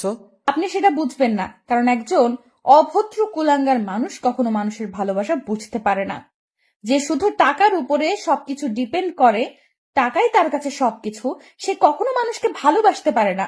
তার প্রমাণ আপনি এখনই আমাকে দিলেন। দেখো, তুমি যেটা বলবে আমি মাথা পেতে নেব, কারণ আমি নিজের রাগকে কন্ট্রোলে রাখতে শিখে গিয়েছি তোমাকে হারিয়ে ফেলে। আমি চাচ্ছি না তোমার উপর আর রাগারাগি করতে। তুমি যা বলবে আমি মাথা পেতে নিব। আপনার লজ্জা করে না এসব কথা বলতে? আপনি কিভাবে বলতে পারলেন তারা আমাকে কাজ করিয়ে নিয়েছে? আমি যখন মৃত্যু পথযাত্রী ছিলাম তখন তারা আমার পাশে দাঁড়িয়েছিল, আপনি না। তখন তারা আমার দেখাশোনা করেছিল, আমার ছেলেটাকে তারা বড় করেছে। আমি শুধু মায়ের দায়িত্ব পালন করেছি, আর সেই ছেলেটা পেত আমার ছেলেটাকে সব সময় মাথায় করে রাখতো। আমার ভুল হয়ে গেছে, আমাকে মাফ করে দাও। আমি আর তোমাকে এই বিষয় নিয়ে কোনো কথা বলবো না কোনো দিন। আপনি জানেন গ্রামের মানুষের কত সহজ সরল? তারা আমাকে রাস্তা থেকে নিয়ে গিয়ে থাকার জায়গা দিয়েছে, খাওয়ার জায়গা দিয়েছে, সাহায্য করেছে। গ্রামের মানুষেরা যে একটা অপরিচিত মানুষকে এত তাড়াতাড়ি আপন করে নিতে পারে, আমাদের মতো শহরের মানুষেরা সেটা কখনোই করতে পারবে না। সেটা আমি ভালো করে জানি, কারণ গ্রামের মানুষরা অনেক ভালো হয়। কারণ আমি এই 4 বছর গ্রামে কাটিয়েছি, গ্রামের পরিবেশটাকে বোঝার মতো ক্ষমতাও হয়েছে এখন আমার। আচ্ছা, আমি এখন কাজগুলো শেষ করতেছি, পরে আপনার সাথে গল্প করব। সত্যি কথা বলতে এখন আপনাকে আমার কাছে বিরক্ত লাগে। আচ্ছা, তাহলে তুমি গিয়ে তোমার কাজগুলো শেষ করো, এখন আমি তোমাকে কোনো প্রকার ডিস্টার্ব করব না। আমার ছেলেটাকে গিয়ে কোলে তুলে নেন, আর তাকে আপনার নিজের পরিচয়টা দেন, কারণ বাবার ভালোবাসা তার একটু দরকার। তার থেকে যতই দূরে থাকবেন, তো আমিও আপনার থেকে ততই দূরে চলে যাব। এটাই বাস্তবতা। কথাগুলো বলে আশিকের হাত সরিয়ে দিয়ে আনিশা বিছানা থেকে উঠে পড়ল। তারপর বাথরুমে গিয়ে হালকা ফ্রেশ হয়ে বেরিয়ে আসলো। আশিক এখনো সেখানে শুয়ে আছে, আর আনিশা সেদিকে কোনো লক্ষ্য না করে তার নিজের মতো করে কাজ করা শুরু করে দিল বাসার। আশিক শুয়ে শুয়ে ভাবতে লাগলো, আনিশা যে কথাগুলো বলেছে সেটা অক্ষরে অক্ষরে সত্যি বলেছে। কারণ আশিকের মনের ভিতর টাকার মোহ এতটাই কাজ করেছিল যে সে প্রকৃত ভালোবাসাগুলো অনেক আগেই ভুলে গিয়েছে। সে শুধু টাকার নিচে পড়ে গিয়েছে। আশিক মনে মনে স্থির করলো, সে এখন আর টাকার পিছনে ছুটবে না। সে এখন অসহায় মানুষের পাশে দাঁড়াবে, তাদের ভালোবাসায় সে বেঁচে থাকবে এই সমাজের বুকে, আর তার ছেলের কাছে একজন আদর্শ বাবা হবে, আর তার স্ত্রীর কাছে আদর্শ একজন স্বামী হয়ে উঠবে। কথাগুলো মনে মনে ভাবতে ভাবতে আশিক তার বাপের কাছ থেকে তার সন্তানকে কোলে তুলে নিল। আবির আশিকের দিকে একদৃষ্টিতে তাকিয়ে আছে, কোনো কিছু না বলে চুপচাপ আশিকের কোলে আছে। আর আশিকের দিকে একদৃষ্টিতে তাকিয়ে আবির এখনো জানে না যে আশিক তার বাবা। আব্বু, তোমার কি লাগবে বলো, আমি তোমাকে সবকিছু এনে দেব। আঙ্কেল, আমাকে আব্বু বলে ডাকবেন না, আমাকে শুধু একজন আব্বু বলে ডাকে, আমার মামাই। আমি তার কাছ থেকে অনুমতি নিয়েছি, আমি এখন থেকে তোমাকে আব্বু বলে ডাকবো। আচ্ছা আঙ্কেল, আমার মামাই কোথায় গিয়েছে? তাকে দেখি না কেন? আমি তোমার আব্বু আর তোমার মামাই সেখানে কাজ করতেছে, কিছুদিনের মধ্যে চলে আসবে। সত্যি আঙ্কেল, আপনি আমার আব্বু? আমার আম্মু বলতো আমার আব্বু নাকি অনেক দূরে থাকে। এই তো, আমি এখন কাছে চলে এসেছি। আর তোমার আম্মু আর কি কি বলতো তোমাকে? অনেক কিছু বলতো, সবসময় বলতো তোমার আব্বু অনেক ভালো মানুষ, সমাজের অনেক ভালো কাজ করে। আবিরের মুখ থেকে এরকম কথা শুনে আশিক অবাক হয়ে গেল। তাহলে আনিশা তাকে ভালোবাসে, কিন্তু প্রকাশ করে না। তার মনটা অনেক কঠিন হয়ে গেছে। তার ভালোবাসা পেতে সেই কঠিন মনটাকে ভেঙে আবার নরম করবে, কোমল করে তুলবে আশিক তার ভালোবাসা দিয়ে। আবিরকে সে কোলে করে নিয়ে আনিশার কাছে চলে আসলো। এসে দেখে আনিশা তাদের রুম সুন্দর করে পরিপাটি করে গুছিয়ে রেখেছে, ঠিক আগের মতো। আম্মু, এই লোকটা নাকি আমার আব্বু হয়? এটা কি সত্যি? আব্বু তাহলে কাছে চলে এসেছে? সত্যি সত্যি এটাই তোমার আব্বু, আর তার সাথে ভালোভাবে কথা বলবে, সম্মান দিয়ে কথা বলবে, কোনো রকম অভদ্রতামি করবে না। আচ্ছা আম্মু, তুমি যেটা বলবে সেটাই। এখন আমি দাদুর কাছে যাই, আমাকে অনেক সুন্দর সুন্দর গল্প শোনাইতেছিল। আচ্ছা বাবা, তাহলে তুমি যাও, গিয়ে গল্প করো, আমার হাতের কাজ আছে। সেগুলো শেষ করে তোমাকে গোসল করাবো। আচ্ছা আম্মু, আমি তাহলে গেলাম খেলতে। তুমি আমাকে এখন ডাকবে না। অতিরিক্ত কোনো কিছু ভালো না। শোনাই, নিজের শরীরের প্রতি খেয়াল রাখতে হবে, তাই তোমার ঘুমানোর প্রয়োজন। বেশিক্ষণ থাকবে না, চলে আসবে তাড়াতাড়ি, বা ওখানে ঘুমিয়ে পড়বে। তারপর আবির রুম থেকে বেরিয়ে গেল। আশিক এসে রুমের দরজাটা ভিতর থেকে বন্ধ করে দিল। সেটা দেখে আনিশা অবাক হচ্ছে, কারণ আশিকের চোখে মুখে দুষ্টুমি ভরপুর করতেছে। সেটা আনিশা স্পষ্ট বুঝতে পারতেছে, কিন্তু আশিককে কোনো কিছু বলতে পারতেছে না সে। তারপর আশিক ধীরে ধীরে আনিশার দিকে এগিয়ে আসতে লাগলো, আর আনিশা আশিকের থেকে পিছনে যেতে লাগলো। আশিক যতই এগিয়ে আসতেছে, আনিশা ততই পিছিয়ে যাচ্ছে আশিকের থেকে। তারপর ধীরে ধীরে আনিশার কাছে চলে আসলো। আনিশা আর পিছনে যেতে পারে না, কারণ আনিশার পিঠ দেয়ালে লেগে গিয়েছে। তাই আনিশা আর পিছনে যেতে পারছে না। কি হলো, আপনি এভাবে আমার কাছে চলে আসলেন কিসের জন্য? কোনো কথা বলবে না, চুপচাপ আমি যেটা করব সেটাতে তুমি রেসপন্স করবে। দেখেন, ভালো হবে না বলে দিচ্ছি। আমার কাছ থেকে সরে যান, না হলে কিন্তু আমি আপনাকে। কিচ্ছু করতে পারবে না এখন। আমি তোমাকে ভালোবাসবো আর তুমি আমাকে ভালোবাসবে। এর থেকে বেশি কিছু হবে না বা কম কিছু হবে না। আপনি কিন্তু আমাকে জোর জবরদস্তি করতেছেন, এটা ঠিক না। আমি কিন্তু আবার চলে যাব, হারিয়ে যাব। আমি তো তোমার স্বামী, আমি কি তোমাকে ভালোবাসতে পারি না? আমি কি তোমাকে কাছে নিতে পারি না? তোমার কি সমস্যা? আমি কি সেটা একবারের জন্য মুখ দিয়ে বলেছি যে আপনি আমার কাছে আসলে বা আপনি আমাকে ভালোবাসলে বা আপনি আমাকে আদর করলে আমার সমস্যা হবে? আশিক আনিশার কথা শুনে নিজের ঠোঁট দুটো নিমজ্জিত করে দিল আনিশার ঠোঁটে। কতদিন পরে সে এই তৃপ্তিটা অনুভব করতেছে। আশিক যখন আনিশার ঠোঁট নিজের ঠোঁটে নিয়েছে, আনিশার মনের হচ্ছে সে অন্যরকম একটা ফিলিংস কাজ করতেছে। আনিশার শরীরে বিন্দুমাত্র শক্তি নেই। আনিশা আশিকের শরীরের উপরে নিজের শরীরটা এলিয়ে দিল, আর আশিক আনিশাকে কোলে তুলে নিয়ে বিছানার উপর শুইয়ে দিল, আর আশিক তার উপর শুয়ে পড়ল। ধীরে ধীরে দুজনেই ভালোবাসার সাগরে পাড়ি জমাতে লাগলো, একে অন্যকে জড়িয়ে ধরে ভালোবাসার তৃপ্তি মিটিয়ে নিচ্ছে। প্রতিদিন ভালোবাসার নতুন নতুন গল্প পেতে চ্যানেলটি সাবস্ক্রাইব করে পাশে থাকা বেল বাটনে ক্লিক করুন।